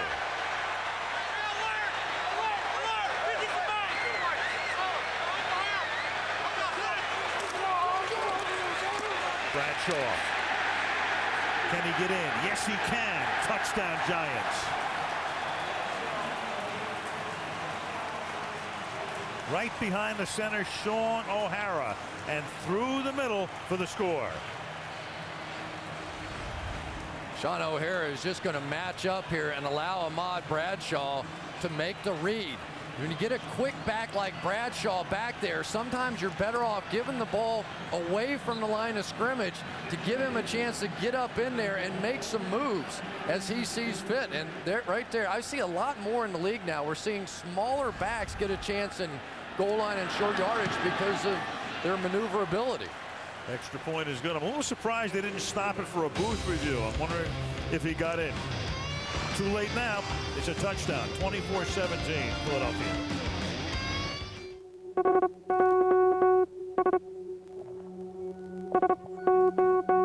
Employees everywhere are sending out an SOS. Who can help put their retirement plan back on solid ground, protect their savings, and guarantee their income throughout retirement? As a leader in your company, who can you call to help get retirement right? Who? Pru. For solutions that redefine retirement, Prudential is the rock you can rely on. Bradshaw just getting into the end zone. Ball above the goal line as he scores to make it a 7-point game. The last time these two teams faced each other, Philadelphia led 30-7 at the half. I tell you, I think Tom Coughlin's move of benching longtime starters around here has gotten the attention of the New York Giants. We saw them last week. They were down 14-0 in that ball game, came back and won. They had every reason to sort of give up in this one, down 14-0, the punt return, and yet they keep hanging in there. They keep making plays, and this is what they did sort of back in 2007 when they won the championship. Keep in mind, as we said at the beginning tonight, if the Giants win, 3 teams in the NFC East would have the same record, but the Giants would win all of the tiebreakers, so they control their own fate. As does Philadelphia if they win, because they'd be a game in front of the Dallas Cowboys. And out of bounds at the 30-yard line goes Macho Harris on the run back. Philadelphia struck early. Selleck into the end zone on a screen. Then Jacobs with the fumble, and Brown ran it in for a 60-yard touchdown. Next with that 68-yard reception on that crazy drive where he dropped a couple of passes. Jackson, the 72-yard punt return. And the Giants and the Eagles with 41 total points in the first half. And McNabb leading the Eagles to the 30-yard line, first down. Andrew talking about Macklin, the wide out for Philadelphia. Foot injury, came in with a foot injury, exacerbated it. Return is doubtful. From the 30, McNabb on first down, throwing, and that is caught. And Brown slips out of a tackle, and he picks up a first down. Corey Webster couldn't drop him, and the ball is up at the 42, first down. The Eagles with 2 timeouts. They go into that amoeba defense now where they sort of stand everybody up and wander around defensively, so you can't really get a feel. And now they're going to go back to a little more traditional set with the 4-down linemen. As you see, the Eagles potent offensively late in the half and throwing into traffic and incomplete, intended for Selleck. Second down with 49 seconds. I tell you, this has been an interesting move by the New York Giants. They've come in with their 2, I don't know, better pass-playing linebackers here tonight, Michael Boley and Brian Keel. Brian Keel not getting a lot of playing time, but they felt like they matched up better in that way. Took C.C. Brown out of that linebacker position, put another linebacker in to help against the run, and they played well so far tonight. Yeah, Brown good against the run, weak against the pass. Second down and 10 at the 42-yard line. Blitz coming, and Umenyiora gets there, and it's almost an interception for Boley. Oshie came around the end and got to McNabb and jostled him, and the pass was incomplete. Oshie Umenyiora, who was just benched a week ago, is going to make the play that really could have tied this football game up. Quick move around Peters. Here it goes, and Boley just drops the football. He was going to score on this one. Oof. Wow. Third and 10.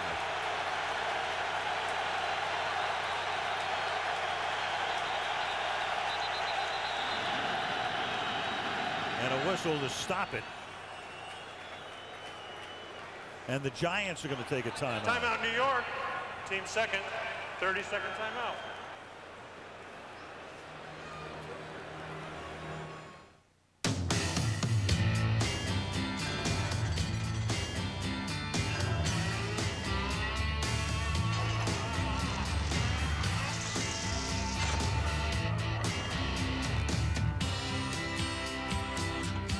You got some pretty important reasons to eat better.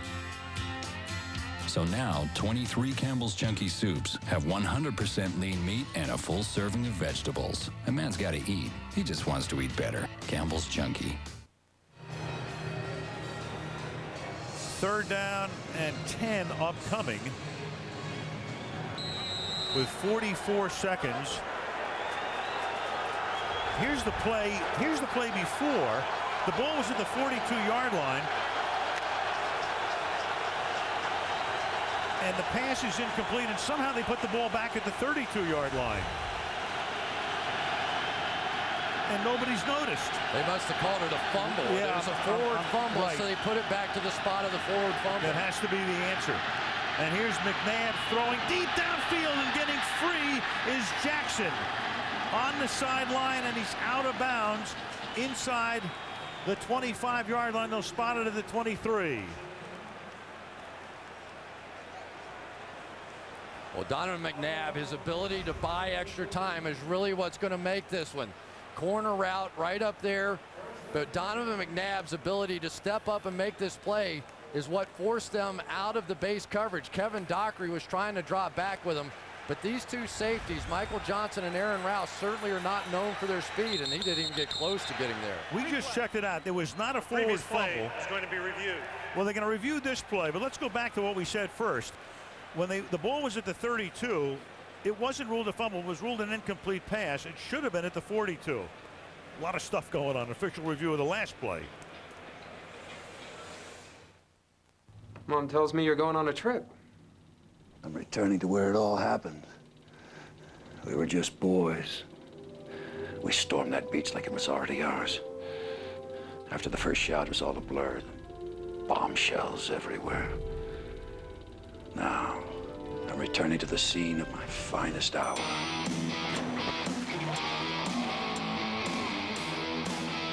Compare hundreds of travel sites at once. Kayak. Search one and done. All right, back to the review now of the last catch by Deshaun Jackson along the sideline. See if he gets both feet in with possession. I think so. I think possession was immediate. He got 2 feet down. The third one was a bonus foot, and that was out of bounds. That looks like a clean catch. Right. 1, 2. Yep. And that is the old toe heel. So if that toe had hit and then the heel had been out of bounds, it would have been out of bounds despite the fact that the toe hit down first.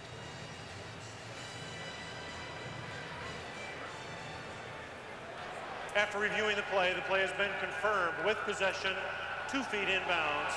Play stands as called. 1st and 10, Philadelphia.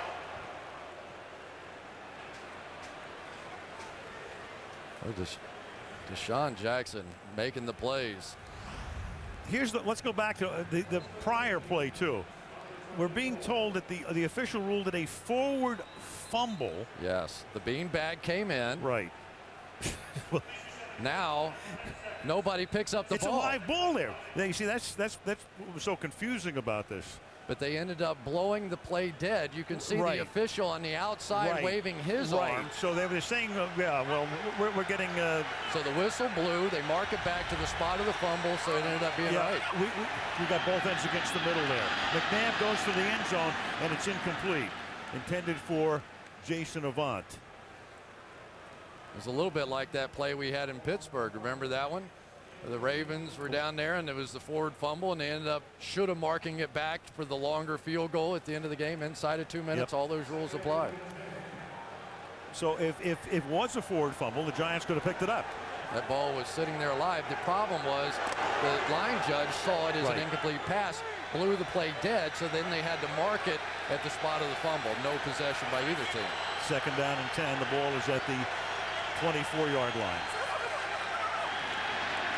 And McNabb has that one batted and incomplete, and that's Justin Tuck. 3rd and 10. Well, take a look at this. If indeed, and they're telling us that that's how it was ruled on the field, a forward fumble, even though the official comes in and and you'll see him waving as if it's an incomplete pass. Boley drops it. Ball is alive. If there was a shot of the line judge coming in waving his hands, so once he blew the play dead, I guess they just marked it down right there. Maybe nobody ever did pick it up. Yep. 3rd and 10. McNabb dancing in the pocket. Over the middle, Selleck. And Selleck gets down to the 1-yard line with 17 seconds, and Philadelphia takes a timeout. Bad thumb and all, Selleck tonight with 4 catches for 60 yards and a touchdown earlier. Back to that amoeba defense here, and that time Michael Boley tried to drop back into the safety position.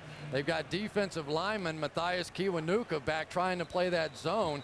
You know, it's great every once in a while to try and throw a different look at them, but the Philadelphia Eagles had seen that thing on defense, on film, and they thought that they had a couple of tendencies, and when you're trying to drop linebackers into the safety position and defensive ends into the linebacker position, sometimes veteran quarterbacks say thank you.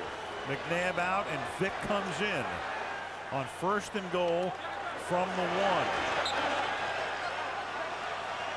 1. Eagles recently doing a lot more running in the red zone. And they're way into the red zone here. Vick looking to run at it. And he gets in for the touchdown. Todd Harriman swung to the outside, the left guard, and puts it into the end zone.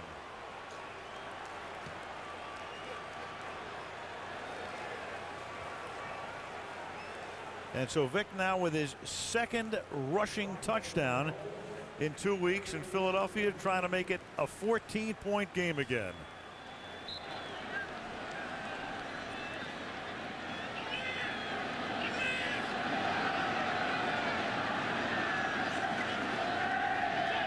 David Akers, and that kick is blocked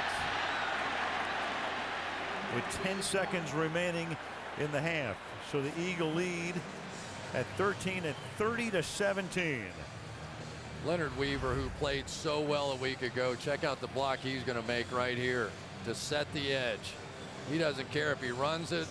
His blocking, catches the ball. The Giants were trying to say that Todd Harriman's had a block in the back there on the outside, but the officials weren't buying it. Big 79 coming there. They wanted the block in the back on that one right there. Official said no.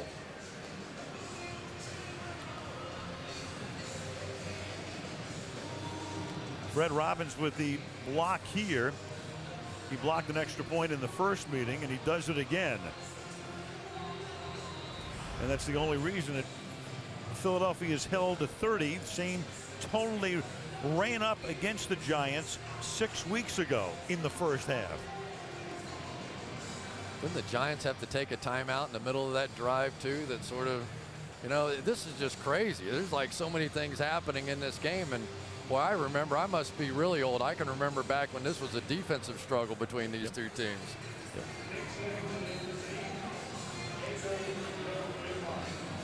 David Akers to kick off here.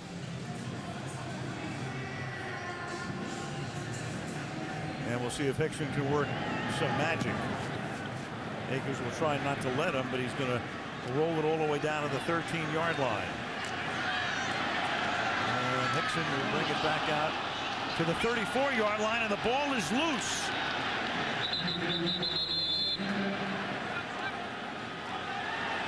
And I heard the whistle, and I was looking at the clock, and it did expire. Yep, the clock, right. It's gone. It's too late.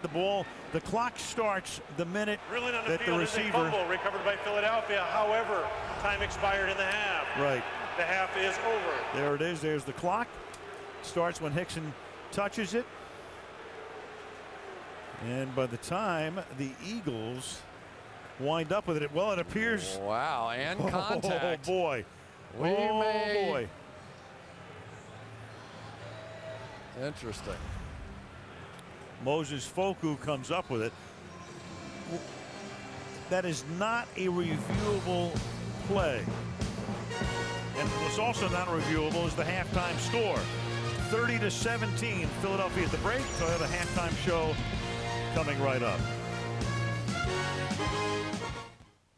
Take the music of Glee, add the competition of Idol. What do you get? You get the sing-off. Tomorrow, the best groups across the nation compete with one rule: no instruments. Baby, are you down, down, down, down, down? How cool that you can rock out to just voices. The Sing-Off, a week-long event, starts tomorrow, 8, 7 Central on NBC. More cold air in the 7-day forecast. Details after football night in Philly. It's Toyotathon, an event so big it happens only once a year. With over 30 years of savings, it's the perfect time to get the Toyota you've always wanted. I didn't get one. We've got more. And right now, you can lease a new 2010 Toyota Camry for just $179 a month. Or choose a sporty new 2010 Corolla and get a low $149 a month lease. It's not just an event, it's Toyotathon. Hurry to your Toyota dealer today. These days, everyone's looking to save money. Switch to Nationwide Auto Insurance and you can save up to $43 every month. We'll look at every detail and help you get the right coverage at the right price. Our first priority is looking out for you. Our second is looking out for your wallet. I am Kerry Mullen, and I am on your side.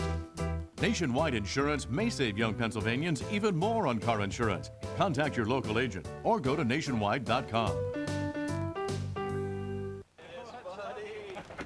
Looks great. Thanks.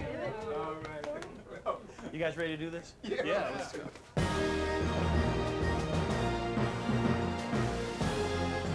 This is the time of year when Honda dealers are making great deals.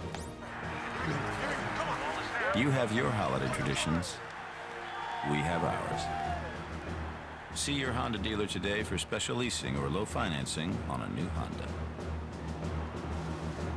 Comcast offers great entertainment whenever you want it. Now, we're offering even more. You can get $50 cash back when you sign up for Comcast Digital Preferred TV for just $39.99 a month for 6 months. Access up to 17,000 on-demand choices each month.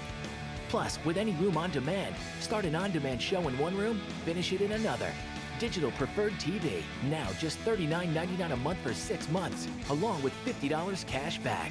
Call 1-800-COMCAST. NFL Red Zone takes you from game to game on Sunday afternoons. Dive in and watch every touchdown from every game. Welcome to the Toyota Halftime Show, brought to you by Toyota, moving forward. The Eagles are 12-3 the last 4 Decembers, and now as they try to put together another late season surge, they lead the Giants by 13 at the half. Let's check with Dan Patrick and company in New York. All right, Bob, welcome back to 30 Rock Studios. Dan Patrick along with Tony Dungy, Rodney Harrison. Their thoughts coming up in a moment on Week 14. Let's dive into the highlights and an interesting game for the Dallas Cowboys at home against San Diego. Chargers win their 8th in a row this season. Phillip Rivers, Antonio Gates. Dallas travels to New Orleans next Saturday. 20-17 the final. Speaking of the Saints, in Atlanta, they stay unbeaten but barely. Drew Brees to Reggie Bush. Saints clinch a first-round bye. Bush had 2 touchdown receptions. Saints win it by 3. Denver in Indy. Colts also 13-0. Clinch home field throughout the AFC. Peyton Manning to Dallas Clark 3 times today. Late in the game, Brandon Marshall sets an NFL record, his 21st reception in that loss. Colts win it by 12. Carolina in New England. Patriots snapping a 2-game losing streak, but questions as to whether or not Randy Moss quit on his team. Appeared tentative on the drop, also had 1 reception and fumbled it. Tom Brady with a heart-to-heart, and then finds Ben Watson. Game-winning touchdown, 20-10, the final. Cincinnati in Minnesota. This one all Vikings all the time. Brett Favre to Sidney Rice. Vikings win it 30-10, clinching a playoff spot. So, Brett, how do you feel? Well, I don't know if I can make it to the playoffs. I don't know. Tony, how important are these next 2 games for Brett Favre and the Vikings? I think they're huge for the Vikings. Brett was joking about that, but they want to stay in front of Arizona and Philadelphia to get that bye and get him some rest. So he can have Week 17 off. That would be ideal for them and come back strong for the playoffs. How good is San Diego? Lost in the shadow of the Saints going undefeated, the Colts going undefeated? Well, the Chargers are the most dangerous team in the AFC, and they create so many matchup problems. Phillip Rivers, he has 4 guys that are 6'4" and taller to throw to, and I tell you this, no one wants to play these guys in the playoffs, including your Indianapolis Colts. I agree with that, Rodney. They're playing Chargers are playing the best football of anyone right now, and they knocked the Colts and me out of the playoffs the last 2 years. So no, they don't want to play them. And they are a great December team. In that game in Dallas, DeMarcus Ware was carted off the field after a scary on-the-field collision. Hospitalized for test, he suffered a sprained neck, has feelings in his extremities, and a little after 9:30 Eastern, Ware's agent texted our Peter King to tell him Ware has now left the hospital. Bob Costas will have more on the Cowboys' predicament coming up in a moment, but first, it's now a common sight for fans of losing teams to hide their faces in the stands, but you may not know how this tradition got its start. Take a look at the latest edition of Great Moments in Tailgating History. Tampa Bay, 1976. The home team has just suffered a heartbreaking loss. We're live at the stadium after the disappointing loss, getting some fan However, reactions. Kurt Ritter was not supposed to be at the game. You see, his wife thought he was at a fundraiser for ugly puppies. I once told my ex-wife I was going to the football game, went and got a pedicure. Kurt's face on camera would make home life ugly.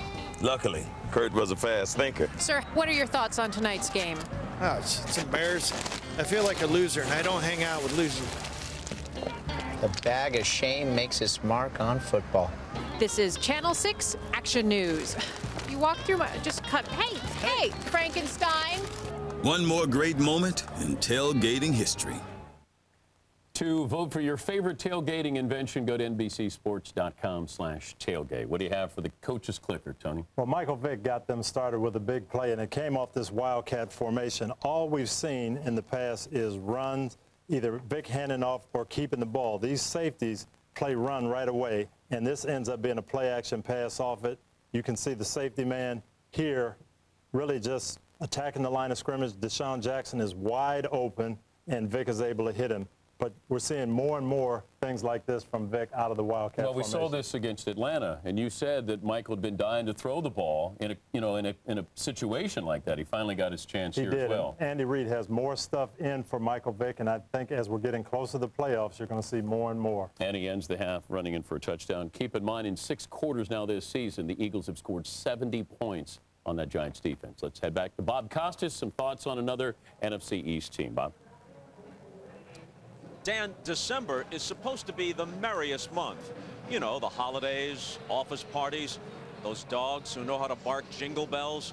It's all good. But for the Dallas Cowboys, not so much. On Thanksgiving, the Cowboys were 8-3. But as soon as the calendar turned to December, they were reminded of their recent history, which goes like this. Over the last 4 seasons, Tony Romo and the Cowboys are 5-10 in the final month of the year, including a 44-6 season-ending humiliation and elimination in Philly a year ago. So, perhaps predictably, the Cowboys lost on December 6th to the Giants, and then at home today to the Chargers. And it doesn't figure to get any better at New Orleans next Saturday night.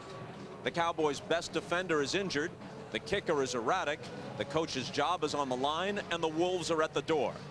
Of course, all is not lost for Dallas. Even should tonight's Giants-Eagles game conclude with Philly a game up in the division, because the season concludes with the Cowboys getting another shot at the Eagles. And here's a bit of good news for Dallas. By the time that game arrives, it will be January. Back to the Meadowlands for the second half of Giants-Eagles after this. This has been the Toyota Halftime Show, brought to you by Toyota, moving forward.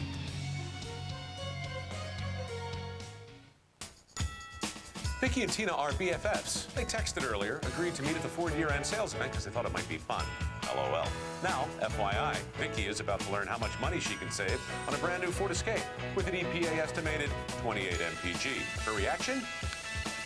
They're texting each other.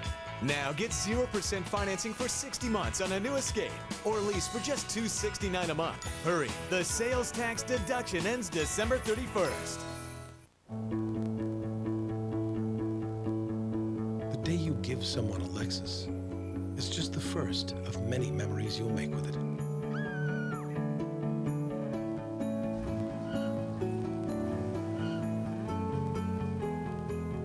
The Lexus December to Remember sales event with some of the best values of the year.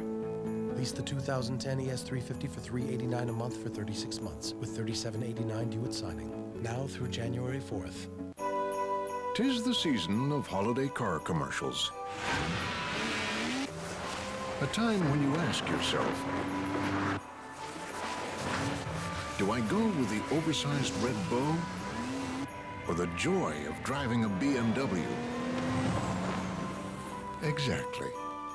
Hurry in to the BMW Joy Sales Event for a holiday finance credit of up to $2,500, along with special lease and finance offers. Join us right after the game. We're live with the Eagles from the Meadowlands. The NFL and United Way are committed to doing something about childhood obesity. That's why we're encouraging every kid to get in their daily requirement of play. At least 60 minutes of exercise and play every day. NFL Play 60 and United Way. Join the movement at NFLRush.com. This telecast is copyrighted by the NFL for the private use of our audience. Any other use of this telecast or of any pictures, descriptions, or accounts of the game without the NFL's consent is prohibited.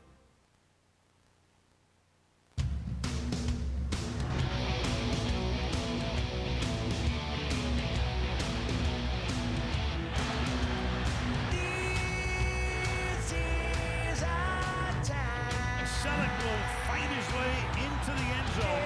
Get up,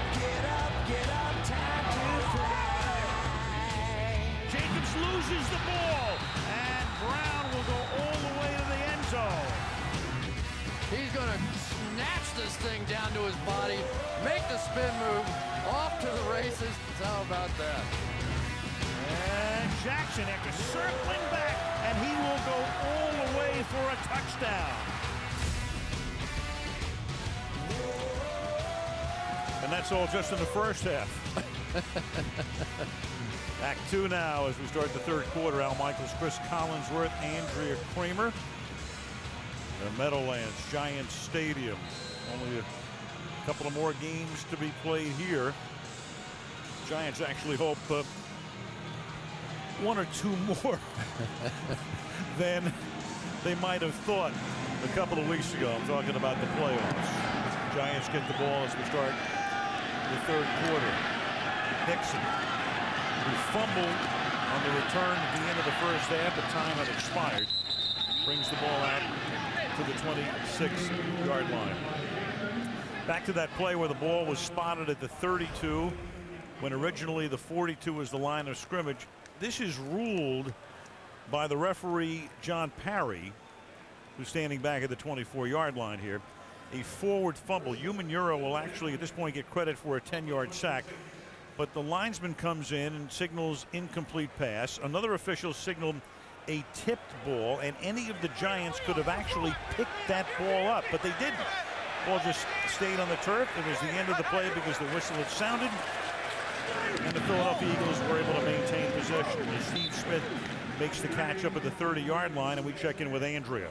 Well, and I asked Tom Coughlin about that play at halftime. He said that he was told by one of the officials that it was not reviewable, but that he had taken the timeout hoping that they were going to be able to do so. Now, for the Giants on the injury situation, tackle Kareem McKenzie is out for the rest of the game. As for Andy Reid, he said we have to continue to be super aggressive in the second half. Aggressive on both sides of the ball in the first half. Two big plays. Second down and 5.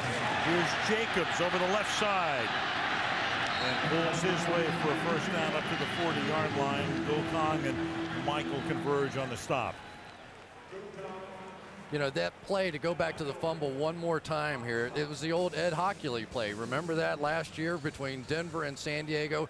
So they could have played through the whistle there. Even if the whistle had blown, the Giants could have recovered that ball, but they could not have advanced it because of the whistle. So the best they could have done was to put the ball right where it was. But because nobody picked it up and play stopped, the play's over at that point. And it looked for all the world like an incomplete pass, and the interception dropped by Boldy, 1st and 10. And Manning throws to the outside, and that's caught by Boss. And Boss with a great stiff arm, and then moves the ball to the 37-yard line before he loses his footing, pushes Sean Jones out of a tackle. Boy, something was really messed up there. Asante Samuel, because the tight end Boss was out there. Oh, I saw what it was. He tried to jump that route underneath. Now you know why he has 7 interceptions. And he left his safety hanging back for a stiff arm right in his throat.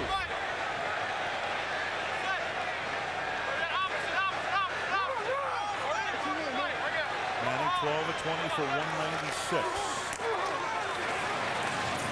Over the right side goes Jacobs. That's a right side with McKenzie out and Beatty taking his spot. And meanwhile, we talked about Smith chasing Amani Toomer, and with 83 receptions this season and 3.5 games to go, he's now the Giants' all-time leader in single-season catches.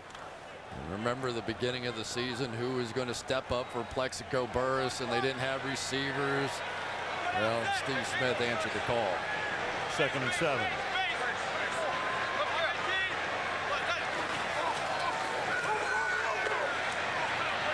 Great protection. Manning throws to the outside. Wow. And making a great catch is Nix. Along the sideline of the 15-yard line, Asante Samuel covering on the play, 1st down. Well, I told him his hands were strong. Asante Samuel had it right in his hands, and it was stolen. And Eli is smoking hot. They're making a substitution. He thinks he needs to run a quick play so they don't review it. Right, that's exactly what he wants to do, and it's too late. Try to get up to the line, and he's mad that the Giants didn't get a playoff. Didn't want them to substitute, and he's saying, come on, let me go with the same guys. We'll run a play because I know they're going to challenge this. Yeah. And that's exactly what happened. Philadelphia's challenging the previous play, completed catch versus incomplete. We'll review the play. challenge.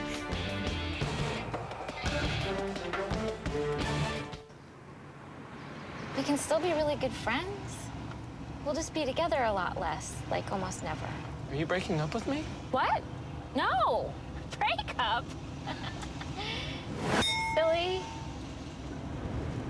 Are you breaking up with me?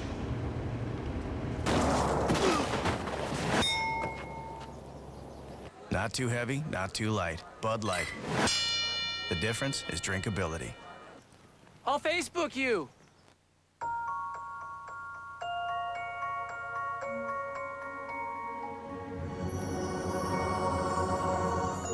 They've been tested, built, and driven like no other. And now they're being offered like no other. Come to the winter event and get an exceptional offer on the Mercedes-Benz of your dreams. It's our way of showing a little holiday spirit. Hurry before the offer ends January 4th. Welcome to the Now Network. Franny, Matt, and James just got 3 of Sprint's best 3G phones. Franny has the Palm Pre, which runs multiple apps at the same time. Franny! James the Jet Setter can call from just about anywhere in the world with the International BlackBerry Tour. And Matt has the customizable HTC Hero with Google, giving him access to thousands of apps. Bringing you the first and only wireless 4G network, and this holiday season, the most impressive lineup of phones. Sprint, the Now Network. Monday, today gets odd That sounds like a good idea to me. and unearths strange, unusual, really weird hobbies. Our special series starts Monday on Today on NBC. John Parry's taking a look at this. Does he have control is the question. Both feet, he did get in. Did he have After reviewing control? the play has been confirmed as a completed catch. 2 feet inbounds with possession. Philadelphia discharged with their first team timeout. Ball is moving a little bit, but you can control it with one hand. Right, and I think that's what happened. From that angle, it's going to look like this. It kind of comes off of his hands for a second. But from this angle, it looks like he controlled it in one hand and then the other hand, and they're going to give him the catch.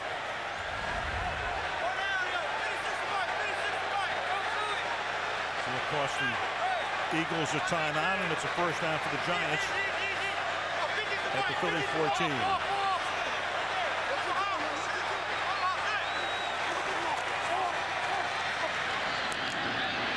Caught at the 10-yard line. Smith, Joselio Hansen making the tackle, and for Steve Smith tonight, that's a half dozen catches for 64 yards. You can hear Eli down there screaming out, "Who's the Mike?" And what that means is that that's who the offensive linemen are responsible for. That's the 5th guy. So they have the 4 down linemen, and then whoever he calls as the Mike, the offensive linemen have that guy as well. That time he switched it from one linebacker to the other. That's why he made that audible. Eagles have been changing the mic all year. Everybody's played middle linebacker. Jacobs for a first down, and to the 2-yard line goes Brandon Jacobs, setting up a 1st and goal. Well, when all else fails, go to the power. Here's Soybert going to come around and lead up. And Brandon Jacobs, after contact, makes about 10 yards. This is the best I've seen Brandon Jacobs this season. He's running over people. He knows it's a championship game, and he really came out here to play. From the 2.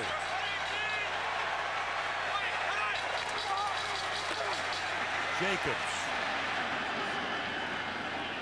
gets you to the 1-yard line.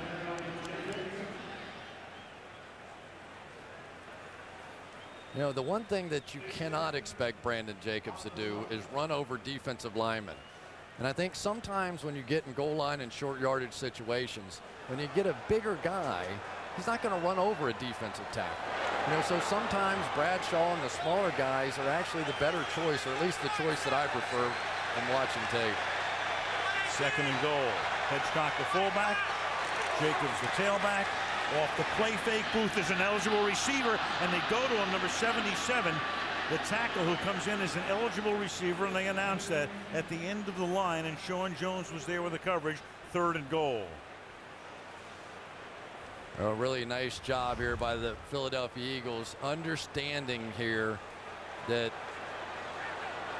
The offensive lineman, Kevin Booth, was an eligible receiver. Sean Jones not fooled at all on that play. And I think that's a better first down call than it is second down, because now you're already thinking a little bit about the pass.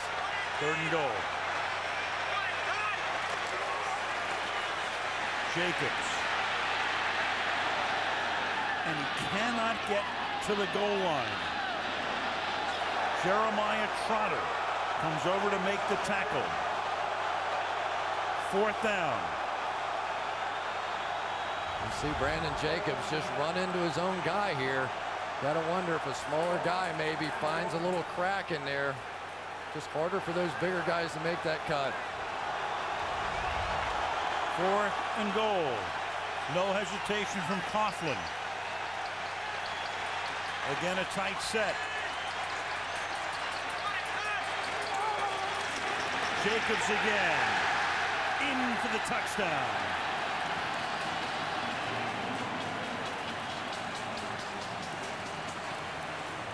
Follows the fullback Madison Hedgecock and in for 6. Well, when all else fails, go to your son-in-law. Tristan, he's going to get 1 and then get 2 back here. The difference in the play, got off the ball quickly, picked up the next guy, Jeremiah Trotter, just enough for the touchdown.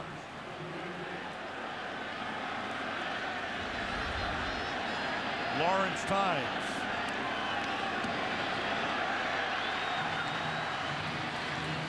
I like that. Go to your son-in-law, huh? 30-24, Philadelphia. Good game.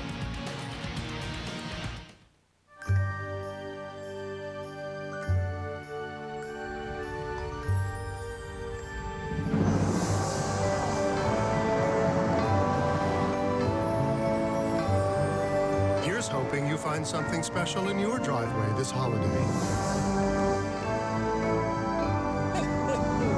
Get an exceptional offer on the Mercedes-Benz you've always wanted at the winter event going on now. But hurry, the offer ends January 4th.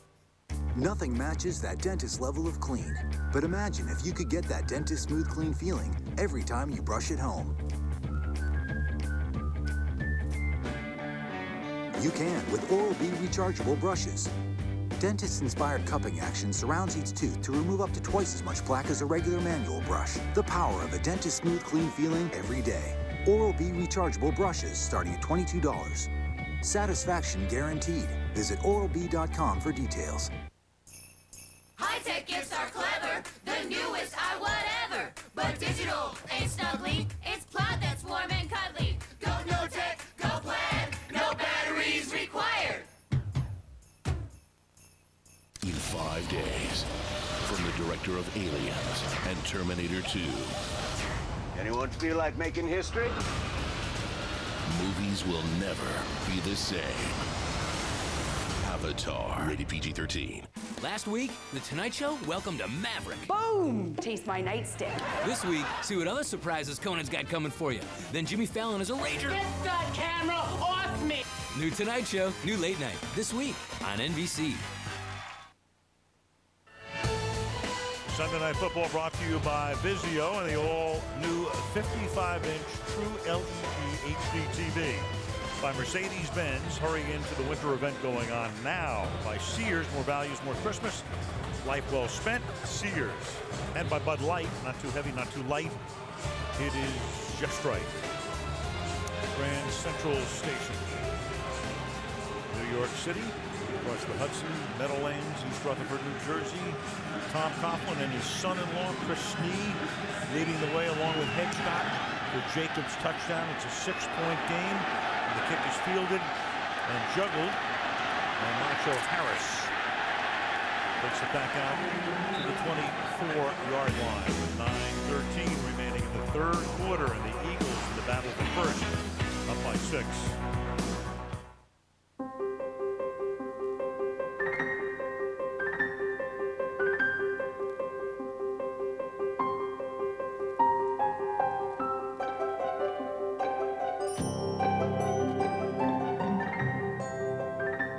Some people just know how to build things well. Give you and your loved ones an expertly engineered Mercedes-Benz at the winter event going on now. But hurry, the offer ends January 4th. Dark forces attempt to penetrate this castle. Every challenge. This is beyond anything I imagined. Every test leads to this moment. Buy Harry Potter and the Half-Blood Prince and be the first to see footage from the next Harry Potter movie. Hello, Monday morning. Goodbye, weekend. Braun Series 3, with its special shaving head, cuts short hairs just as well as long ones and helps to minimize skin irritation for incredibly smooth skin. New Series 3 from Braun. We started with over 1 billion colors. Generously added more than 2 million liquid crystal pixels. Combined 960 backlighting LEDs with 240 flawless scenes per second. Made it 50% more energy efficient. And it all came down to one thing. The new 55-inch True LED from Vizio. Superior picture performance. Superior price from America's #1 LCD HD TV company. The NFL stars are out and shining bright. It's the Eagles and Giants, a backyard fight. Sunday Night Football is now. The significance of this game, each of these teams controlling its own fate. If the Giants win, you have 3 teams at 8-5. And if you tuned in late, we talked about the tie-breaking scenario. The Giants would own all of them, so they'd be in first place through the tie-breaking procedure. Philly wins, they're in first place alone. So it is the battle for first right now. The 24-yard line, first down. Eagles, their first possession of this half. And it's McCoy breaking to the outside, taking it up to the 30-yard line. Boy, I tell you, the Giants have just had a hole in their defense on their defensive right side all season long. Osi Umenyiora got benched. Here's Kiwanuka in. He misses the tackle. And that has really been their Achilles heel. They've tried to change things up. They benched Fred Robbins as well, put in Chris Canty, but runs to that side have really hurt the Giants this year. Second down and 4.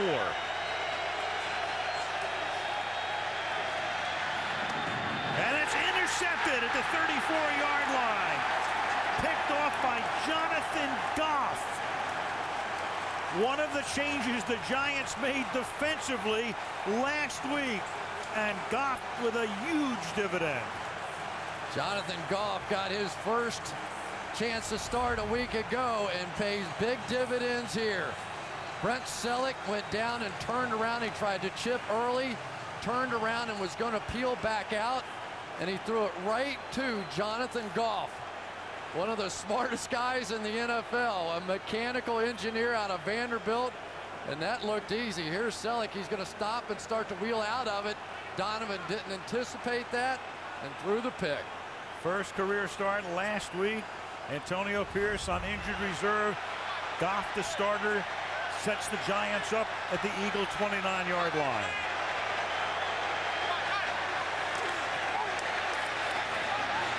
Manning escapes. He'll run for a first down and goes down and then loses the ball. He was falling forward. And was he touched when he fell forward? If you slide to a stop, they can't hit you. But if you dive head first, they can hit you. And it's a loose ball, and it's the Eagles' ball. And Sean Jones comes up with it. Interesting. He was touched as he was starting to go down. Well, Coughlin's already reaching for his flag. And so I think you can make the argument that that's what took him to the ground, and if so, it would be down by contact. Yes, it would be. Therefore, he's not down by contact. First and 10, Philadelphia. That's the original ruling. The question is, does Coughlin want a challenge? Yep. Coach Romeo, these Coors Light cold activated cans just told me the beer's cold. Yeah, they told me they were excited and they were happy. Wait, the code-activated cans told you they were happy? Sure. Did the cans tell you anything else? They said congratulations. When the mountains turn blue, your beer is cold and ready for kickoff. Coach, if all of your code-activated cans can talk, what happens when you open your fridge? Generally, there's hoopla involved. Hoopla? These LEDs are really popular this year. Yes, they are. but I don't have time to fly all around town searching for the best price. With the Sears Research Center, we can guarantee you get the lowest price. Great, I'll take $4,263. I'm not hauling them. Just saying. Relax, we deliver. With real-time price checks, you can get the lowest price guaranteed. This week, get this 40-inch Samsung LCD for only $699.99. More values, more Christmas. That's life well spent. Sears.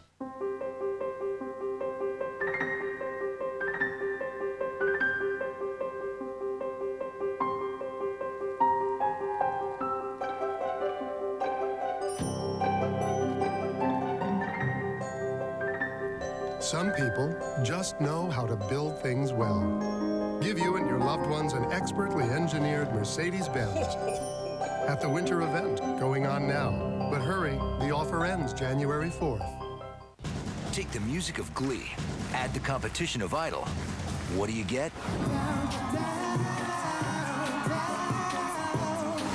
You get the Sing-Off.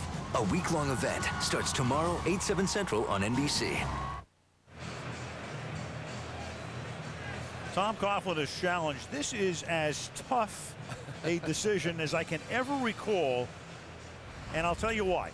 Forget the slide at the end of the play. We know or the dive. The question is, when he gets contacted there, did that cause Manning to go to the ground? He takes a couple of steps after Broderick Bunkley gets the back of his jersey. He's still on his feet. Okay, there's the tug. He takes a couple of steps. Now, did that cause Manning to go down? There he is, still upright. Now he wants to slide, but he goes forward, head first, so it's a live ball. And now John Parry has to go under the hood, and that's the whole determinant right here. Did that cause Manning to go to the ground? Well, and did it throw him off balance? Remember, it's a wet field.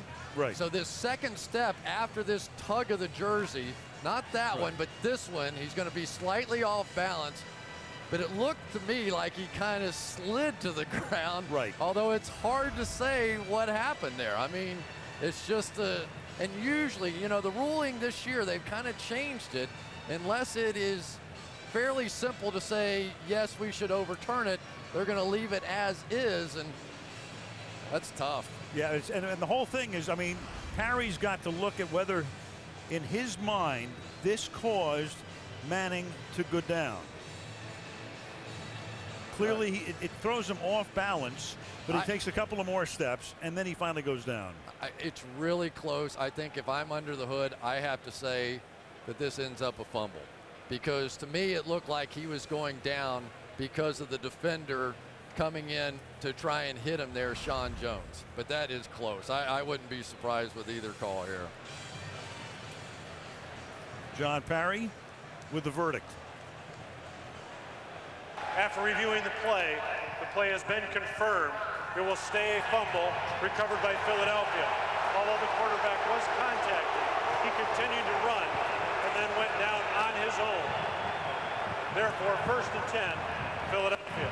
So even though he was off balance, as we say, that was the whole essence of the play.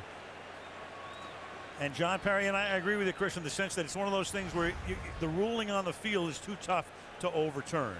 Yeah, I just don't see anything there that makes me believe that that tug knocked him down. I thought it was much more of his making a decision to get down because of Sean Jones. So the Eagles have it after the Giants get the interception. Eagles create their own turnover, and the ball is at the 14-yard line, 1st down. McNabb stepping up. And Donovan, of course, as he gets older, does a lot less running and only runs in situations like that as he gets it out to the 20-yard line. Well, one of the tough things about Donovan McNabb is he has such a great feel. I was talking to some of the Giants defenders this week, and they said it's absolutely amazing that he doesn't have to see you to know where you are. And that time, Matthias Kiwanuka was thinking strip fumble, and that Donovan picked the right time to get down. Kiwanuka was telling us he looks a lot easier to get to on film than on the field. That bench press is 450 pounds. How do you get him on the ground? Unbelievable. Uh-oh. And that's McCoy taken down by Justin Tuck. It'll be 3rd down and 3. You know, you hit on it in the beginning of the game, but Tom Coughlin was telling us how much they needed Justin Tuck to have a big game. He has so many ailments, shoulder, foot, ankle, but they really need him to step up with one of his A games here. He can thank Flozell Adams for a few of those miseries. 3rd and 4. 4 defensive ends in the game.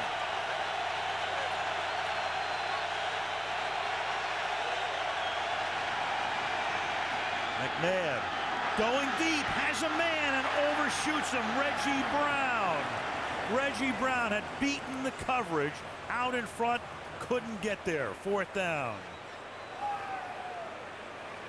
I've never seen so many blown coverages in one game ever. Here it's Bruce Johnson on the outside, starts down inside. He tries to turn the thing over to Aaron Rouse, and Aaron Rouse is in no position to try and cover a wideout. And for McNabb, that's as wide open as you get in this league. That one you have to hit. Gets banged down at the 40-yard line. 6.5 minutes remaining in the 3rd quarter. Philadelphia 30 and the Giants 24. Hi there, I'm Jack. And a while back, I got an idea right in there. You know what it was? Make my PC simpler. So what did I do? I passed it along to Microsoft. Next thing you know, Windows 7 and this new Snap feature. Now, if I'm working at 2 things at once, I just drag this over here, Snap. Simpler. Pretty much exactly what I told him. I mean, I'm not trying to take all the credit. He called his mother. Of course I called her. She needed to know this. I'm a PC, and Windows 7 was my idea. Alex put out the recycling on Recycling Day. Alex, you are the sizzle. Joni did the entire crossword in pen. Sizzle, Joni, sizzle. Rick refilled the paper in the copier. Both trays. Way to sizzle, Rick. Be the sizzle with McDonald's Sausage McMuffin with egg. Sizzling sausage, a fresh cracked egg, and melting cheese on a toasty English muffin. Sizzle on.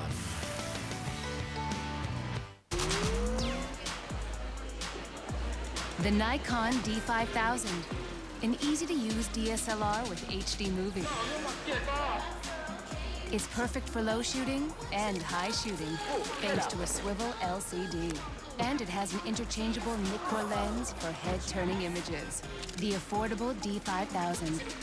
Check out Ashton's HD movie at NikonFestival.com and enter one of your own for a chance to win the festival's amazing grand prize. Making a difference at the holidays. Thank you. Every weeknight, NBC Nightly News celebrates the spirit of giving. I needed to do something to help people the way everybody had helped me. All new Making a Difference, only on NBC Nightly News with Brian Williams. Jay Leno this week, and he'll have Christina Applegate, Avatar's Sam Worthington, Sigourney Weaver will be there as well. Jay Leno weeknights, 10 Eastern and Pacific, 9 Central and Mountain. NBC. Giants have the ball. Here is Jacobs, and there's a flag, and we haven't had very many tonight. In fact, there have been 2 against Philadelphia, 3 against Holding. the Giants. Number 69, offense, 10-yard penalty, replay, 1st down. Rich Seubert. Well, Donovan McNabb made a great read on this play. You're going to see a linebacker here, a linebacker here. They try and fake a blitz, but this linebacker comes out. So when they go slant and go, it forces a safety right there. Aaron Rouse to try and cover a wideout all the way down the field. McNabb saw that they didn't blitz and just missed the throw. 1st and 20 now. Dump it to Bradshaw, has some blocking. But the Eagles converge, tackle him up at the 39-yard line. Mike Patterson is there. It's always kind of fun to watch on these screen passes. You'll see David Deal take an outside set to try and force Trent Cole inside, thinking he's got an easy path, but if it's that easy, you better have your eyes open because they're giving you that for a reason. Invite him in. 2nd down and 12.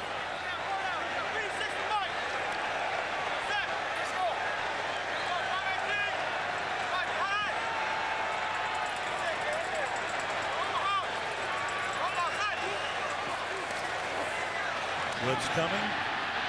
Manning saw it. Hits Hickson. Breaking tackles inside the 20. Dominic Hickson to the end zone. 61 yards. Bad tackling by the Eagles. And the Giants can take the lead with an extra point.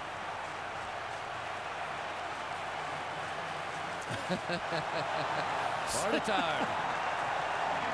I'll tell you who they should pick up, Ahmad Bradshaw. What a block he threw in there on that blitz. And there's McNabb thinking about the pass to Brown that he couldn't connect on. The Giants answer. The difference right now in the game is that blocked extra point by Robbins. And that truly is the difference in the game. After Tynes makes it 31-30. It's been a long uphill battle for the Giants, who fell behind 14-0 in the first 6 minutes of the game. But here they are on top with 5:12 to go in the third. The Eagles brought the house on that one, and Ahmad Bradshaw had to make the play. They're coming here, they're coming here, and if Ahmad Bradshaw doesn't step up and make this block, Eli's going to take one right in the chops. Absolutely perfectly picked up, and it was a good read on the outside as well by Hickson to understand that it was Sheldon Brown sitting on the outside, so he kind of sat that thing down, didn't run into the contact. You see the corner on the outside sitting and waiting for that out cut. He sat it down and then made a beautiful run. And Witherspoon the first to miss him, and you can see what Witherspoon was trying to do. He was trying to get the ball out of his grasp. Yeah, that works well when you do it the second time, when somebody else has him held up, not the first time. But for Dominic Hickson, this has been a wild game. Fumbles and kickoffs and let him go down the sideline on a punt return, but he is made up for it. This is unbelievable. This is one of the best games I've ever seen. And think about the fact that the score is 31-30. You know, we're thinking about it's cold, it's going to be wet, it's going to be windy, it's going to be miserable. It's the Giants and the Eagles. They'll wind up 10-7, huh? And Harris running it back out to the 40-yard line. And in microcosm, Chris, you know, this is kind of what the NFL is. I mean, the Giants look like they're dead about 8 days ago. In Philadelphia, they're talking people off the ledge when they lose 2 games to Dallas and San Diego. Here we are. Here we are, and I really don't think you can give Tom Coughlin too much credit. The hardest thing in the world to do as a coach is to bench veteran football players. And when he did that, the heart of this Giants team came back. We're seeing it the way they're running the ball. Remember, defensively, 2 of those touchdowns were punt returns and fumble returns. They weren't on this defense. First down at the 40.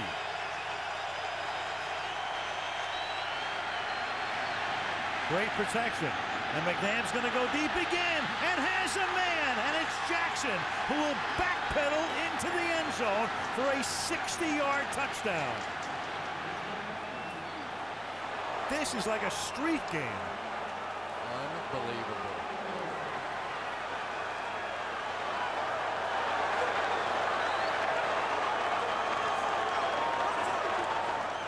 Again, Deshaun Jackson. 2 long touchdowns tonight. 1 on a punt return. 1 on a pass reception. 8 touchdowns this year. 50 or more yards. And Coughlin can only bark.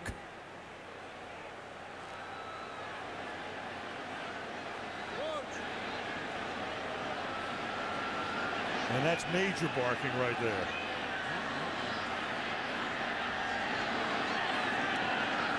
Akers to the point after.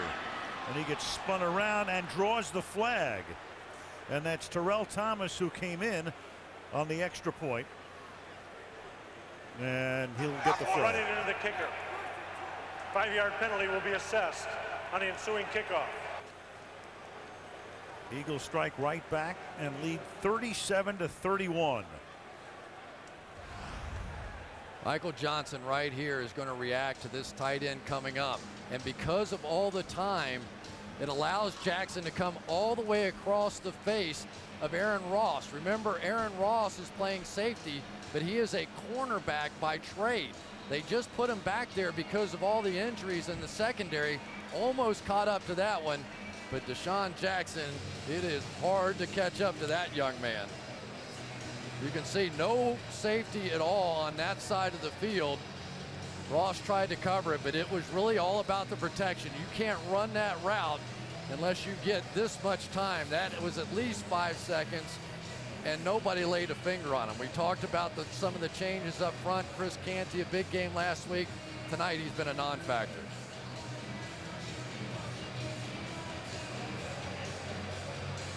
Whatever this clock stops on, it could have kept going. 4.2, but he could have waited there for 6 seconds. But when you keep shuffling your secondary the way that they have, you're going to have mistakes in the back end like that. 68 points and 20 minutes to play. Maybe more.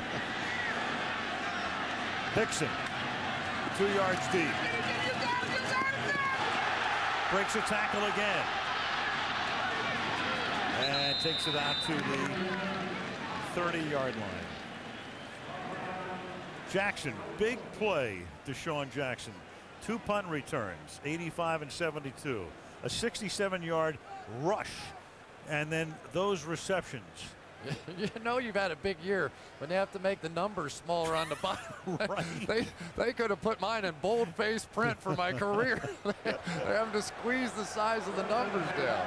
When you get that agatype, that's big. And Jackson coming off that concussion suffered against Washington 2 weeks ago and missing the game last week in Atlanta. First down, 29-yard line. And that's caught.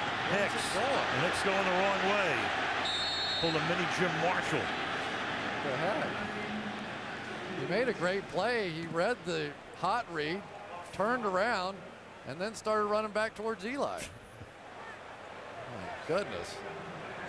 Coughlin looking at him. You're supposed to run north-south, not south-north. You know, you put the young guys in there, you give them a chance, and we were talking to Andy Reid about his young receivers. He said they're going 100 miles an hour. You just don't know where they're going all the time. And we've seen some great plays out of Nix tonight. We've seen some strange stuff, too. 2nd and 6.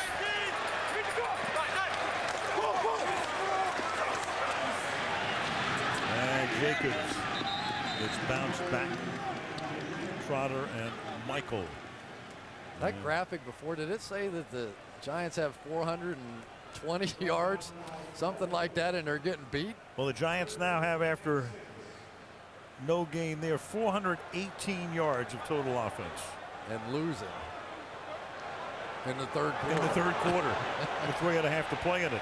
They have a chance to go over 600 and get beat. I wonder how many times that's happened in the NFL. Well, Dallas had 4 and change against the Giants last week and got beat.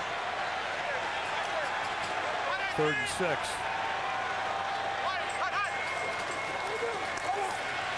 And Manning. And they will sack him at the 27-yard line. I'll tell you one thing. Sean McDermott's not going to stop blitzing just because you score a bunch of points against them. They brought the slot blitz that time and finally got there on Eli. Just nobody open. He should have come back the other way. The receiver from the blitz side, which he obviously did not see, is the guy that you want to go to. But the Eagles did a pretty good job covering him up. Hanson and Parker were in on the sack. Here's Jackson. Give it to me. He's ready. Will Fiegels give it to him? Uh-oh. It's a line drive kick, and he fields at the 32, and here he goes again. And Jackson, with a flag thrown at the end of the play, gets to the Giant 48-yard line when it looked like he might bust another one. They are lucky. That was a low line drive kick. And that is not one you want to give Deshaun During Jackson. the return, holding number 81 of the return team. 10-yard penalty. First down. It's Jason Avant. Giants tonight started early. The mistakes they made, you saw Jacobs fumble. Sheldon Brown picked that one up and ran it in. And Thomas pushing the gunner out of bounds. And that was a personal foul. And then you had this, which was ruled a forward fumble. And the Giants could have, as it turned out, pick it up. And then Manning couldn't slide. No, that was a fumble. And the Giants trying to overcome all of these mistakes and beat the Eagles. 37-31 Philadelphia with 2:45 to go in the third. It's amazing. Clint sent him on that one fumble that was ruled a fumble anyway. It looked like a pass. He actually bent over to pick up the ball and then didn't. Yep.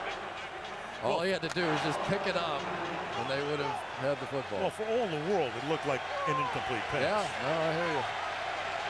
So close. Ball at the 33-yard line, first down. And stopped in his tracks is Weaver. And that is Matthias Kiwanuka. That's a little better. You put this guy with his speed on the move, and then he'll make some plays. Check out this stunt inside. He goes all the way inside and back out. He says, hello, Mr. Weaver.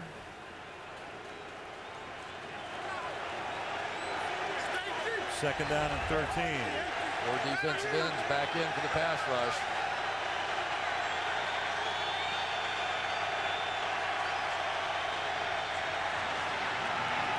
McNabb rolling and throwing.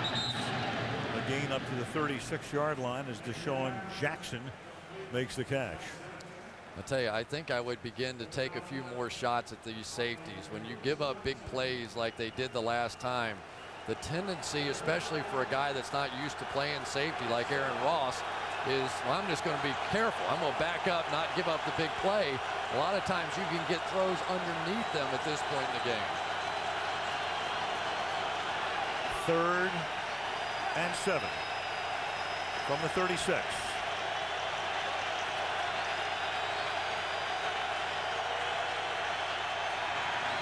McNabb going Jackson's way again, and this time it's out of bounds and incomplete. Bruce Johnson with good coverage that time. 4th down. You know, typically when they play that split safety defense, you want to work the middle of the field, and for whatever reason, Donovan decided to take another shot. Well, why not? He's got to start 7 points. Maybe he just thought everything I throw up is going to work tonight. But really, the throw there was down the middle. End of the play. Jackson tried to draw a foul here. Rouse must have said something. And then he does a pretty good acting job going down, but there was no flag. Sav rocket a punt. Dixon at the 18-yard line. Back up to the 25-yard line. 1:16 to play in the third. Talked about it earlier. Andy Reid, a 3-year extension, 11th year, had 1 more year in the contract. So he's in the fold at least through 2013. And second to Jeff Fisher in terms of tenure with one team. You know, it's real simple. With Reid and McNabb, it comes down to, can they win the Lombardi Trophy at some point? If you're an Eagle fan, and they know it all too well, you know what the decade's been like? It's like going to a movie, and the movie's really good, but the ending always stinks. Just once, the Eagles fans say, let's have a great ending. So they can't just enjoy the popcorn and the show along the way. They've got to have a good ending, too. Well, they throw up on the way out, that's all. First down from the 25-yard line. Bradshaw. Meanwhile, Reid has put himself in a position to have some pretty exalted company alongside coaches doing 100 in a decade. Landry and Shula did it before they were playing 16 games in a season. That was really something in the 70s. And then in this decade, Bill Belichick, 110, Tony Dungy left a few on the table because he could have coached this year with 104, and Andy Reid on that list. No slouches on that list, is there? No. And Donovan McNabb's the first to tell you, he says, we need a Super Bowl to validate what we've done together. They've been together the whole time. No doubt. Said Glenn Stefani. 2nd and 11.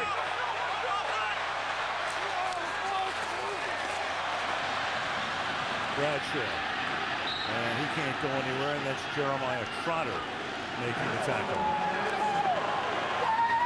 And that should take us to the end of the third quarter. Well, it's been a little dull, but we hope things will pick up here in the fourth quarter, so hang with us the best you can. Try to get it going. Tom Coughlin's going, what the heck is going on around here? 15 minutes left in regulation. End of 3. It's Philadelphia 37 and the New York Giants 31. And Sunday Night Football resumes after these messages from your local NBC station.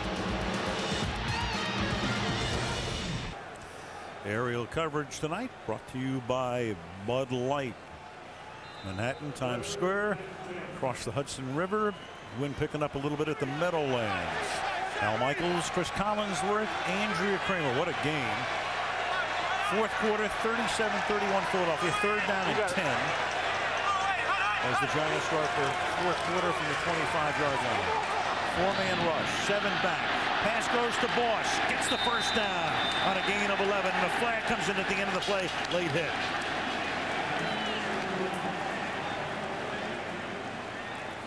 On a third down and long, Quentin Michael hit him after he went out of bounds. After the play, personal foul, unnecessary roughness, late hit out of bounds.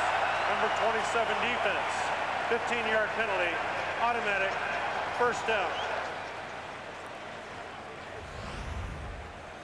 Evan Bosch right here, and they drop out in a zone trying to protect against Steve Smith. They knew that he was the man in the slot.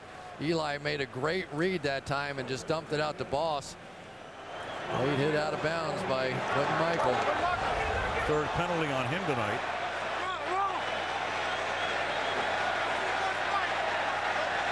Two for illegal contact. Now the personal foul. The ball is at the 48 of the Eagles. And this time it's Madison Hitchcock. Chris Gokon takes him out of bounds, and the Giants say we want another flag. Not this time. I like the play call there by Kevin Gilbride. You could just see the Eagles coming down with that safety down, thinking run all the way, that run formation. They go play action and dump it to the fullback. Only Hitchcock's 4th reception of the season. Manning with 310 yards.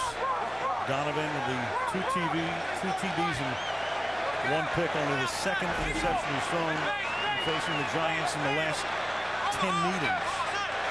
2nd and 5. Fake to Bradshaw. And then Manning throws, and Boss dives but can't make the catch at the 17-yard line. 3rd and 5. I'll tell you what, this is some throw right here by Eli Manning. Completely off balance. And he's just going to make a move to his right and lob it up, and it is perfect. Oof. That's a perfect throw. You cannot do it any better than that. That's just the play you need to make. Heard Sean McDermott tell us, he says, you know, every once in a while you put in the tape, and Eli has one of those games where everything he throws works. That one should have worked. 3rd and 5. On the ground. Bradshaw will go nowhere, so they try to trick him on a run on an inside handoff to the consternation of this crowd. Trent Cole stops him, and the Giants are forced to punt. Trent Cole saw this one all the way. I thought that one of the pullers might have gotten him here, but they didn't. They came around, and you could see Chris Snee sort of indecisively there, deciding to go upfield instead of just go ahead and kicking him out. If he had, I think they may have picked up that first down. Now Fiegels floats one, and this time Jackson will have to call for a fair catch and makes it at the 9-yard line. Early 4th quarter. Eagles by 6 at the Meadowlands. Jeff Taylor. Nice. Mikhail Cook. Steve Schaefer. Naughty. Get ready for some spotty 3G coverage. With 5 times more 3G coverage than AT&T, Verizon Wireless is your destination for great gifts like USB modems, MiFi personal hotspots, and netbooks like the Gateway LT with built-in 3G for just $99.99. Verizon Wireless. Philips Norelco Architect, the shaver with a flexible head that pivots and rotates freely. So now you can easily get a close shave, even on the neck. You love watching sports in high def.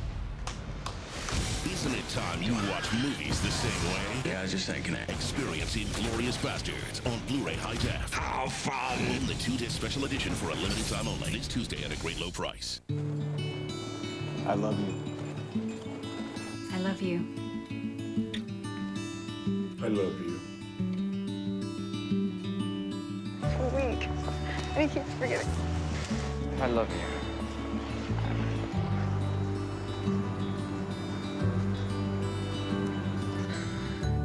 Say I love you like never before with a stunning pair of diamond solitaire earrings starting at $99 at Zales. Elroy Crazy Legs Hirsch back in 1951, 8 touchdowns of 50 or more yards. Devin Hester did it for the Bears in 07, and Deshaun Jackson has tied that mark tonight with 2 spectacular plays, Chris. He's been this spectacular all season long, though. On the punt return, setting him up, breaking down the sideline, then watching himself on the big screen. It's a good show, and he even enjoyed watching it. And then the speed going all the way across the face of Aaron Ross. So hard to catch up when you miss a coverage like that. He has really been something. Here's McCoy now to the short side of the field. Giants knock him down at the 12-yard line. So for Jackson, again coming back after missing last week's game with a concussion, 158 receiving yards, 83 return, 241 total, and a pair of touchdowns. And he's really devoted and dedicated this entire season to his father, Bill Jackson, who passed away from pancreatic cancer about 6 months ago, was his harshest critic. It gives him full credit for being here. He said he was tough, that it was deserved, and loved it. And there's McNabb. Great ability to extend the play, get out of the pocket, go against the grain, rolling to his left, and he hits Jackson for 20 yards. Well, you talk about the fact that these safeties have been burned before back here in the back end. So you've got to go run off with the guys as they come towards you, and then you bring the speedster across the field. And as a safety, what do? There's nothing you can do there. You've got to play your guy. And right now, because of the protection this Eagles offensive line is affording Donovan McNabb, they can do whatever they want. From the 32, Jackson comes in motion. And then they give it to Weaver, trying to distract that Giant defense, and Jackson will distract you. No question about it. But I will say this, that the run defense of the New York Giants has been better. You know, we saw them earlier in the season and just had a horrible day against the Dallas Cowboys. Last week, just 45 yards. But the changes that they've made, they have been better against the run. They just haven't gotten enough pressure. 2nd and 8. McNabb stumbles, but gets it to Weaver. And the former Seattle Seahawk has a first down up at the 45-yard line. I really think that as this year goes along, you're going to see more and more that Leonard Weaver is the featured back. He made 2 catches last week that was as good as any I've seen in any game. A one-handed catch down the field. He was brilliant in blitz pickup, and he has been running the ball so well. I think they've been surprised at what they got out of Leonard Weaver. 250 pounds. And here he goes again to the right side with a hurdle move, but Justin Tuck is there to make the tackle. Weaver, when he came over from Seattle, where he was more of a conventional fullback, and Andy Reid said we knew when we got him, running the ball was the best thing he did, which was an odd thing to say about a fullback. Yeah, but it's kind of the true West Coast fullback. You know, those guys, he's a former tight end. He has the ability to catch the ball out of the backfield, which, of course, Bill Walsh loved when he installed this offense. Tom Rathman. Yep. 2nd and 7. From the 47. McNabb checks down. McCoy makes the catch. And that'll move the chains again. And for the Eagles, a big drive here with a 6-point lead, trying to put the Giants down by 2 possessions and a first down at the 43-yard line. I love veteran quarterbacks that can do this. This has got to be the 4th option on this play. Watch Donovan go all the way across the board. He's looking left, looking right, but he knew exactly where his outlet receiver was. Didn't even have to think about it. I'm not sure he ever even saw it. Flip that thing out there for a big first down. Here's Vick in the game now. McNabb splits wide left. So McNabb wide left, Jackson in the slot, McCoy in motion, and the ball is handed to McCoy, and then it's back to McNabb. And McNabb checks down underneath and winds up hitting Brent Selleck. So the Giants alert to the play as everybody handles it. And McNabb winds up with it, but has to check it down and settles for a short gain. Watch this, Al. He wanted to go back to Mike Vick running the route. He's going to hand it off. Then Mike Vick's going to take back off the other way. He's delayed just a minute. Then he went out for the pass. The Giants had that defended, but McNabb was in control enough to just dump it down. Okay, it didn't work. We'll take 5 yards. What time of night do you draw that play up? Late. 2nd and 6 at the 39.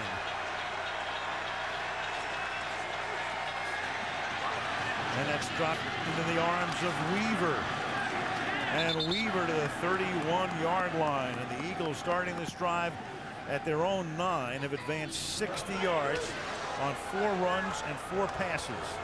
And the one thing about the Eagles screen game, and it's so good, but when you talk to the Giants defenders, they'll tell you that they never get their timing off, that the offensive linemen move the same time that the back moves and about the same time that Donovan looks that way. So if one of them leaves a little early, it tips it to the defensive lineman, but they work it so perfectly and they have it timed out so well. It's always been a big part of this offense. 8 minutes remaining.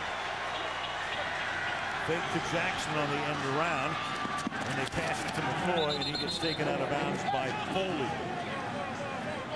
The old ghost screen on that one. You bring Deshaun Jackson, who's been absolutely slaughtering you all night, around to fake the reverse. And they call that the ghost when he goes around there and you fake it to him like that and then just come back with the screen right back the other way.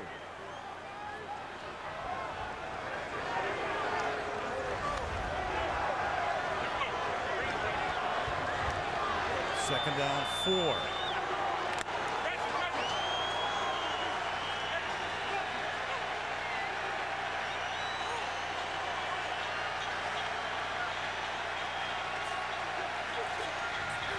Up the middle comes the blitz, and it frees the middle for Brown. And Brown at the 15-yard line, and the Giants missing tackles all over the place. He's inside the 10, and then the ground takes him down, the wet turf at the 7-yard line. 1st and goal. Well, first of all, you're going to get the double barrel blitz coming right in here, and then you're going to get the pick on the outside on the route. They understood that they were in man coverage. You saw Brent Selleck take it right up the field, pick off the defender for Reggie Brown, and come up with a big play. Giants got a little desperate there. They've been moving the football, but Donovan McNabb was ready. Eagles now at the 6. Vick is back in. McNabb on the sideline with Morningweg. And Michael Vick over right guard, plunging forward, takes the ball to the 1-yard line. 2nd down and goal. It's just power football. This is exactly what the Miami Dolphins do in their Wildcat offense. You know, it looks like something fancy, but it's really just power football coming over here with the pulling guard, and you lead up with the fullback, and that's all it is. It's you might as well have a tailback back there, and all you do is take the quarterback position out of it, flank that position out wide to create a little more space in there for Vick. Weaver is the back on 2nd and goal.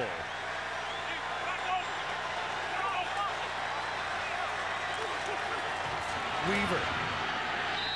Touchdown.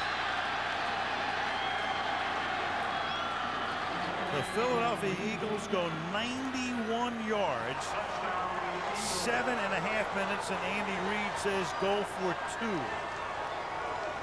Well, Jason Peters has had a tough time this year staying healthy, but when he is, you can see what he can do.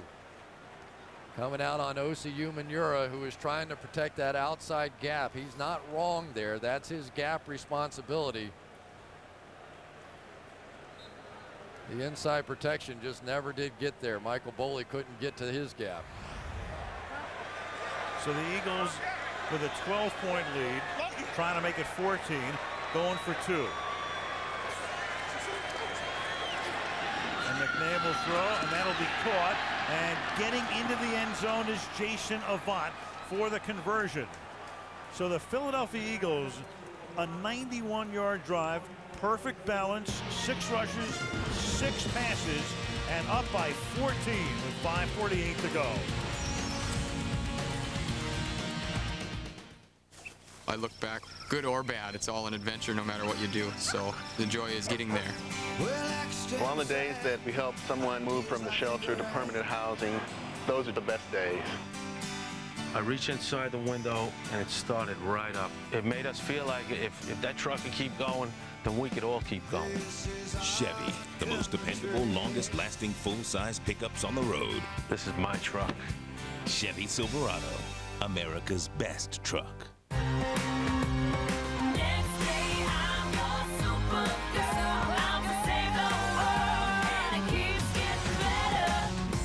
Know what else keeps getting better?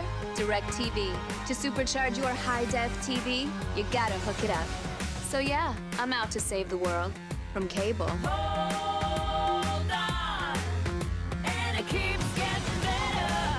Lock in our best price until 2011 and get $100 back. Call 1-800-DIRECTV. The best thing about getting lost is what you find along the way. Anywhere I end up, I'm just free.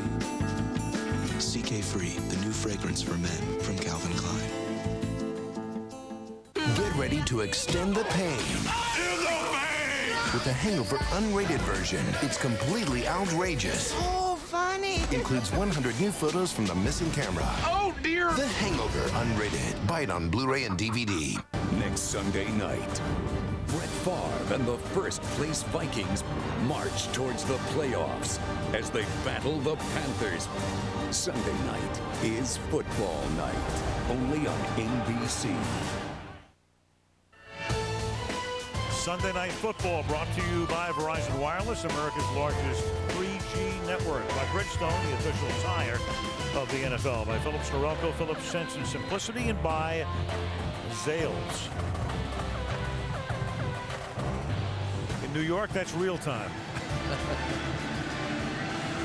There are a few people around that tree. Can't find it. 25. Well, they tried this in the earlier Giant game. This time it works. Reed and Jackson, the bump and run. He almost jumped over his head.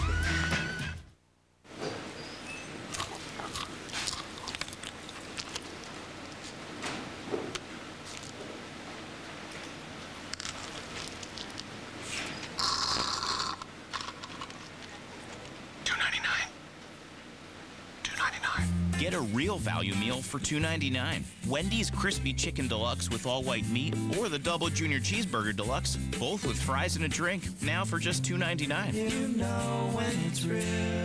Slow down, slow down. What's the hurry? You're driving like a maniac. Are you listening? Are you listening? I can't stand it when you ignore me. This wind is mussing up my hair. Oh, don't give me that look. Watch the road. Great. Now look what you've done. I told you not to drive so.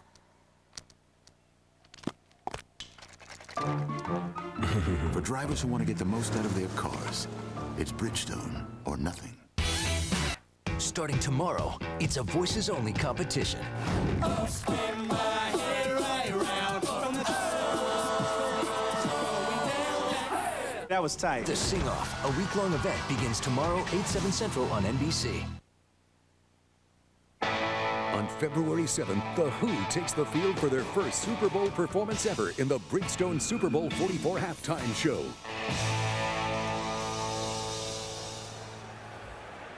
The Giants now down by 14 points. Start this drive from their own 25-yard line. 5:41. Eagles came across the line. This is a free play, and it's incomplete, but the Giants will pick up 5 yards on the penalty for the encroachment. Offside. Defense. Number 94. 5-yard penalty. Replay. First down. On that last Philadelphia drive, Chris, the Eagles never even had to run a third down play went 91 yards, 12 plays, no third down plays. And really, the Giants had chances. They had 2 series back-to-back where they had a chance to take the lead. 3 plays and 6 plays and out. 804 yards total offense in the game tonight to this point. 1st and 5 from the 30. Blitz coming from the corner. They pick Quentin Michael up. And now Manning and Eli comes down at the 33-yard line. A couple of yards shy of the first down. Will Witherspoon with a tackle. And now they have to pick it up without a huddle. And the Eagles not afraid to blitz even in these situations. They're coming after Eli. But for the whole decade, for the Jim Johnson years, and Sean McDermott, no different in that regard. Running play, inside handoff to move the chains. Bradshaw up to the 39-yard line, 1st down New York. Yeah, you're sitting there, you're going, okay, well, they're going to blitz, so we'll try and pop a run against that. And that time they don't blitz and end up picking up a couple of yards, and the crowd grumbles.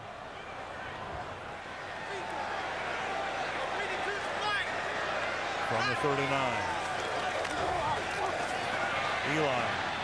Can he escape?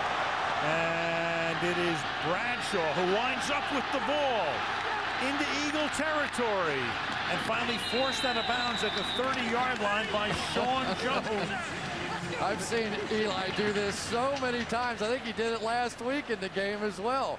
Completely sacked. They got the double barrel blitz coming right up the middle. He's dead. No way.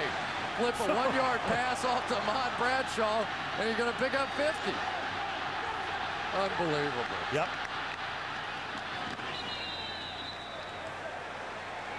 Great move by Bradshaw there. And the Giants, after a 31-yard gain, Jacobs is back in the game, 1st down. From the 31-yard line. And it's Jacobs. And Jacobs, look at that, pulling his way inside the 20 and did not get out of bounds. Clock still runs. Wade Parker finally makes the tackle. Pretty good call that time. They had a blitz coming that side, throw a screen right into it, and Eli, rightly so, going right to the no huddle here. Jacobs trying to get out of bounds, but his forward progress was stopped inbounds, so the clock keeps on rolling. Giants with 2 timeouts. And Manning's going to get sacked back at the 30-yard line. And this time it's Darren Howard coming in to get him to the turf. What a move that time by Darren Howard. The spin move. Looked like Dwight Freeney on this one. Check this out. Chris Snee, one of the top guards in the game, just completely fans. Remember, Snee came in with a bit of a knee injury. They have one a little worse after trying to block that. 3rd and 8 from the 29-yard line. The screen, Bradshaw. And Bradshaw can get it only to the 25, and that's going to make it 4th down and 4. And obviously the Giants going for it here with 3:20 and ticking down. So the Giants trying to stay alive, have to get to the 21-yard line on 4th down. And the hard part here, obviously, you don't want to waste the timeout. You got to make this call on the fly. On 4th down, Eli throwing, and at the 18-yard line, it's hauled in by Manningham. So a critical 1st down as the clock ticks down to 2:50. Great throw that time by Eli, and Mario Manningham, the guy that got benched coming into this game for Akeem Nicks, comes up with a huge play. First catch of the night for him after he almost had a touchdown, but couldn't stay in bounds earlier. 2.5 to go. Bradshaw on the screen, and he's going to get taken down from behind, and a flag comes in as the tackle is made at the 16-yard line. Holding, number 60, offense, 10-yard penalty, 1st down. That's the center, Sean O'Hara, who says, get out of here. Yeah, well, offensive linemen, especially interior offensive linemen, are used to being able to sort of wrap their arms around the shoulders But when you get out in space like a tackle, he's going to come over this way on the screen. You get out in space where the officials can see you. You wrap your arms around both shoulders like that, and you're going to get that called. 1st and 20.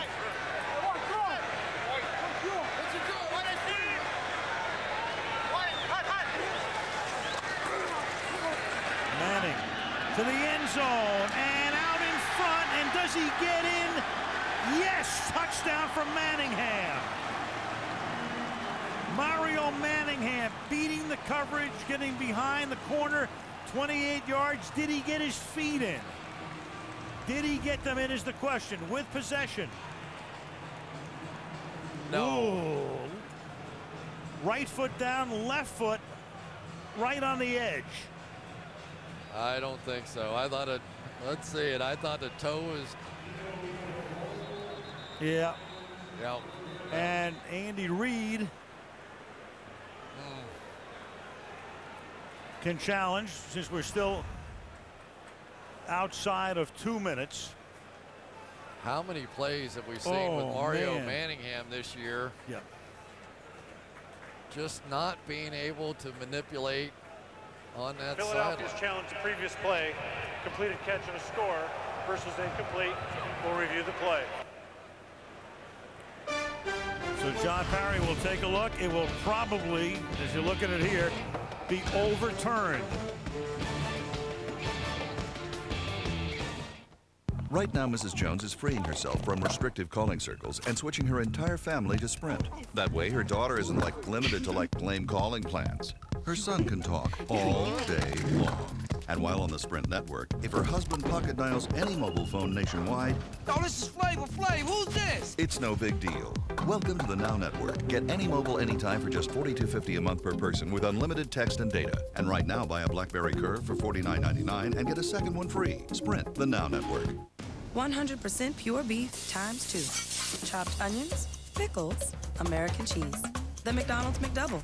It's a double for a single. On the dollar menu every day. That's what we're made of.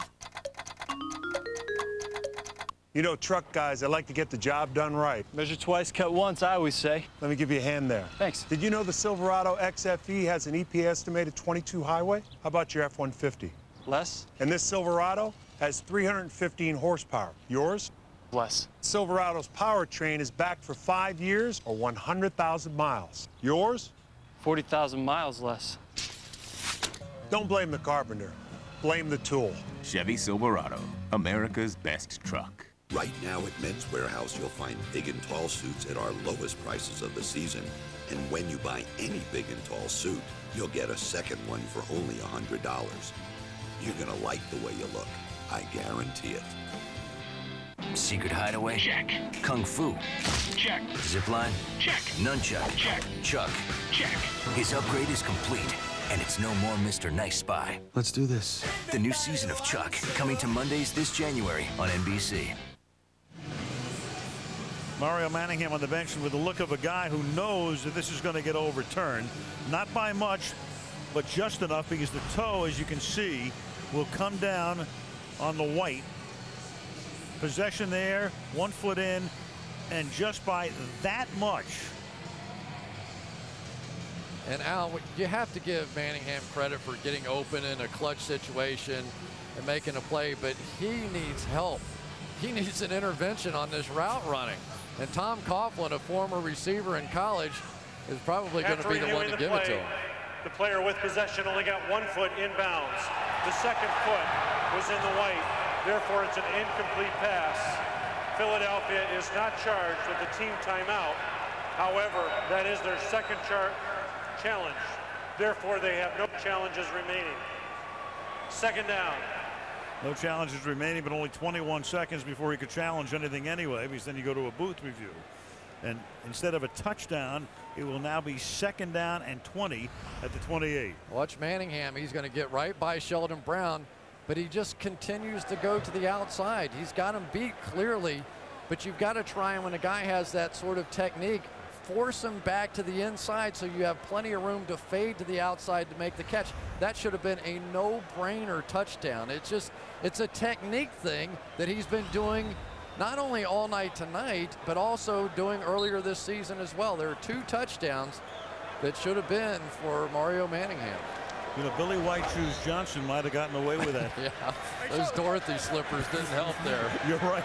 2nd down and 20 from the 28-yard line.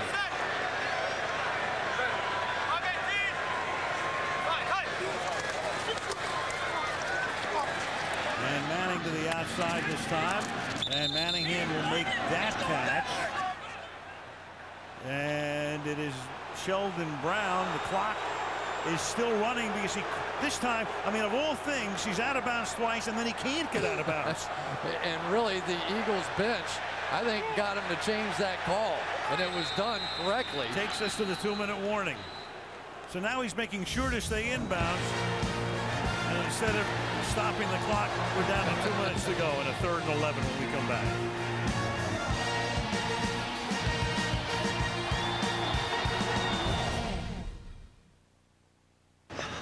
Great, experts. What do I get my husband? High-def TV in 1080p. With 120 hertz, guys are so easy. High-def TV, we really do agree. Guys just want a nice big screen to stare at frozenly. Okay. When he sees this thing, we have to warn you now. It looks just so awesome. He's gonna have a cow. Moo. A 46-inch TV with 120 hertz delivered right to your home. The best gifts come from Best Buy. She wants to make up.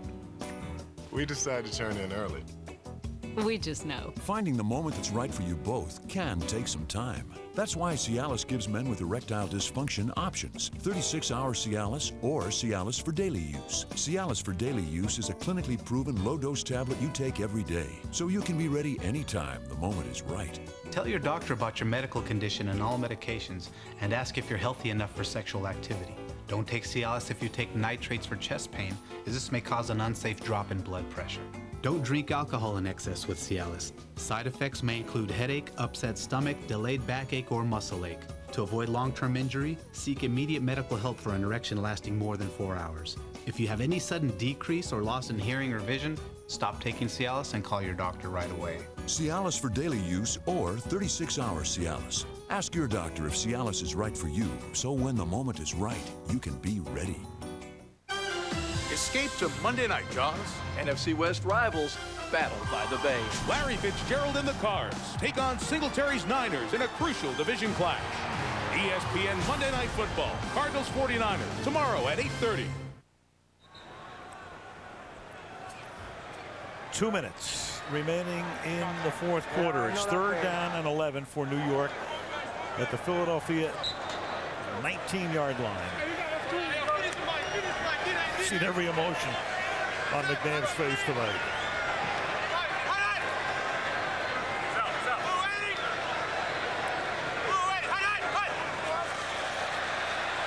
Free play. Offside Philadelphia and incomplete, but the Giants get a free play here. Steve Smith, the intended receiver. Well, I tell you, that was brilliant by Eli. Not only did he get him to show the blitz, got him off sides. Defense number 58 in the neutral zone at the snap. 5-yard penalty. Replay. 3rd down. Trent Cole jumping, and that makes it 3rd down and 6. First hard count got him to show the blitz. Now you know it.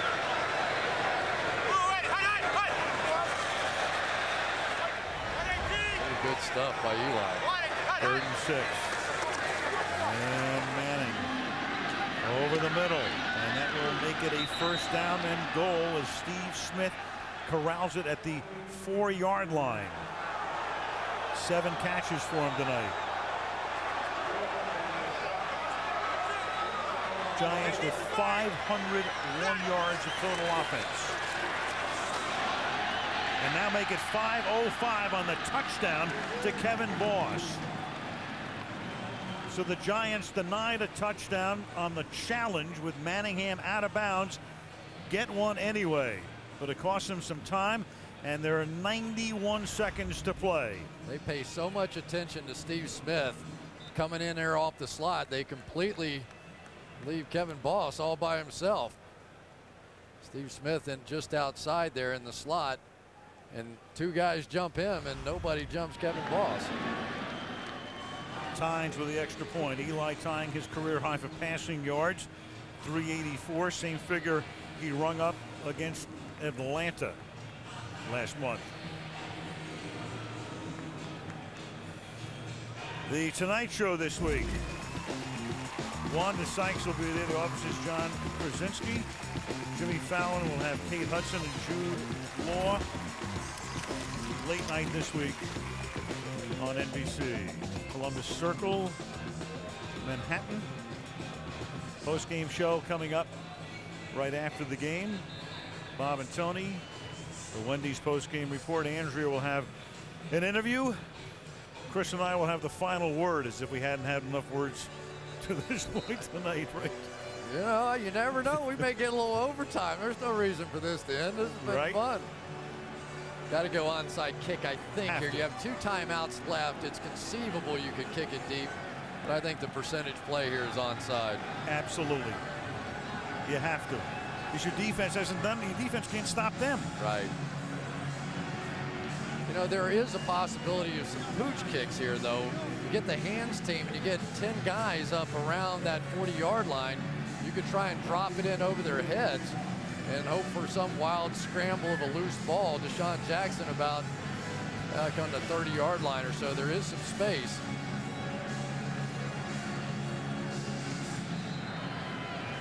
And the Eagles with the other 10 guys, all between the 40 and the 46. And it's bounded to the right side, and then it takes one big hop and winds up going out of bounds. Kickoff out of bounds, and the kicking team, the ball will be placed at the spot where it went out of bounds. 1st and 10, Philadelphia. And you know, that's a rule change. In years past, that one would have been re-kicked for some weird reason. I never could figure that one out. Yeah. But they changed that rule, and so now you just get one shot, and the Eagles have the ball. Yeah, you were kind of rewarded for attempting it and kicking it out of bounds, and then the committee got together and they said no way. So what the Giants need now is a reverse Joe Pisarcik. Well, you do have the 2 timeouts, so conceivably you could get this ball back. But they would take the reverse Pisarcik if they could get it. Certainly would. The ball is at the 44-yard line. 131.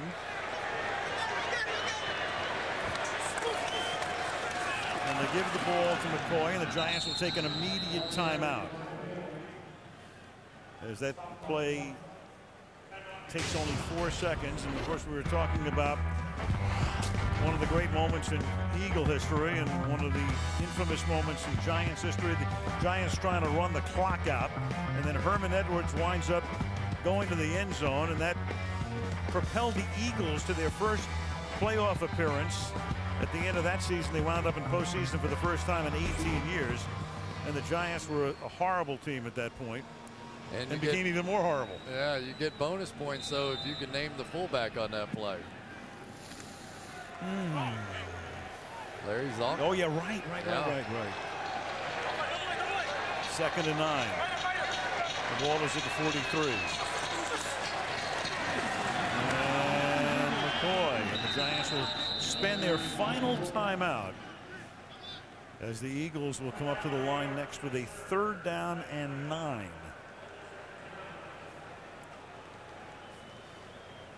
Division standings, and the Eagles trying to move into undisputed possession of first place here, with Dallas losing earlier today at home against San Diego. And for the Eagles, they go home for the next 2 games against the 49ers in Denver, and then they'll end their season at Dallas. Cowboys go to New Orleans next week, then at Washington and Philadelphia. And the Giants go to Washington next week, Carolina here, and then to Minnesota for a game that is very interesting in terms of, you know, where Minnesota is at that point. Right. They may not play their starters in that one. They may have whatever they can get clinched at that point. Right. 3rd and 9 from the 43. And they give it to McCoy, and McCoy can't bounce to the outside. So the Giant defense does its job, and the Eagles will punt and try to pin the Giants as deep as they can and take all of the time off the clock that they can, since the Giants can't stop it. Well, 30+ seconds, something like that, will be on the clock here after this punt. Interesting, they obviously chose to keep that clock running with a run play and not put the ball in Donovan McNabb's hands, which is the right play, except maybe on a night like this where there have been points scored all over the place. McNabb will let the clock run all the way down. I mean, they can either take a timeout or a penalty doesn't hurt him very much at this point with a punt from the plus side of the field. And you choose to take the timeout. 30-second timeout. And if you ever have a punt block in the book, this is the time to use it. Yep. 122 plays tonight. You've got 880 yards of offense. 7.2 average for each team per play. And really the difference in the game has been the punt return and the fumble recovery return for a touchdown by Sheldon Brown. Right. Offensively, you'd have to say the Giants have been at least even, if not maybe a little bit better. 5:05 for the Giants, 3:75 for Philadelphia on offense. Rocket a kick. Hickson is back. No way Hickson's getting this ball. Giants rush 9. Hickson's going to call for the fair catch. Wow. Ooh, and make it at the 9. And then a flag comes in from midfield after the play.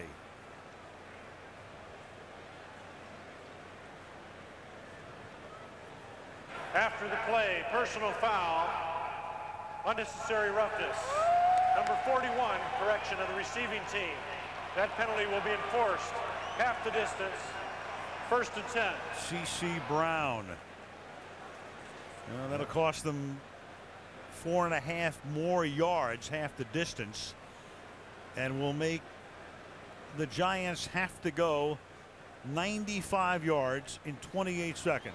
Well, really your goal now is to get to Hail Mary range. So you want to get somewhere around midfield, however you can possibly do that. You know, possibility of a screen. You just never know what you might dream up in this situation. Nix wide left. Manningham wide to the right. Smith coming out of the slot on the left. And Eli almost gets sacked in the end zone. And then it's thrown to Boss, and Boss steps out of bounds at the 12-yard line. And the game was almost over right there as Eli was able to get it away. But that took 9 seconds, and there are 19 left. Talk about knowing where your receivers are. He's not even looking this way, about to take a sack and a safety, and knew exactly where Boss was. That's pretty remarkable. And complete the pass. I think you almost have to go Hail Mary here just to have a chance, because you got to catch it and you have to get out of bounds.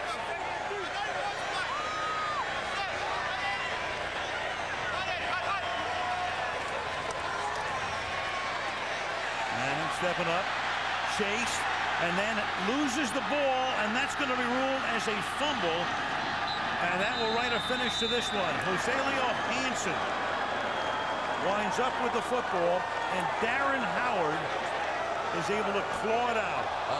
Now we've got it going. Yep. Now we might get some fines and some suspensions, and there were punches thrown at the tail end of that play.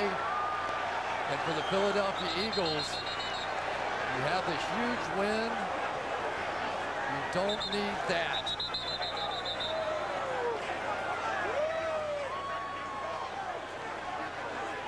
I know who I thought it was, but I'm going to hold on to make sure. Because if it's not, you'll pay his fine. Yeah, well, here's the fumble, no doubt about that one. So game over, go to the sideline, forget about it. And I think it's Trent Cole that comes in from the back. He's going to throw a punch. After the play, personal foul, number 60. 2 punches. New York taking the helmet off of a player. That penalty will be assessed half the distance. 1st down, Philadelphia. Well, trust me, that won't be the only thing that comes out of that skirmish. And I think Sean O'Hara is saying you didn't see the 2 punches that led to that. Were you really watching? Should have sent it to a neutral corner. For the Giants, though, they know they had a chance here tonight. A golden opportunity. But the Giants, after starting the season 5-0, are now going to drop their 6th game. They will offset at the succeeding spot. It'll be Philadelphia ball. Personal foul, number 58 for throwing a punch. That player's been disqualified. Personal foul, number 60. New York, they'll offset at the dead ball spot. Giants starting 5-0, and take a look at that. Since they went to the current format in 1990, 29 of the 31 teams starting 5-0 made the playoffs. The only teams that didn't, the Saints in '93 and Mike Tice's Vikings in 2003. I tell you, the wild card part of the equation right now, Al, is getting wilder by the minute. The AFC is really nuts. In the NFC, we got the Packers, the Cowboys, and the Giants. It's going to be interesting for the Cowboys. They're going to read some nasty headlines about December tomorrow. Giants will be able to see a few too. Yeah. So Andy Reid and the Philadelphia Eagles have won 4 straight. After that loss to Dallas, they had 4 of 5 on the road, and now they go home. Home sweet home. In first place in the NFC East. They win it 45-38 with a Wendy's post-game report coming up next.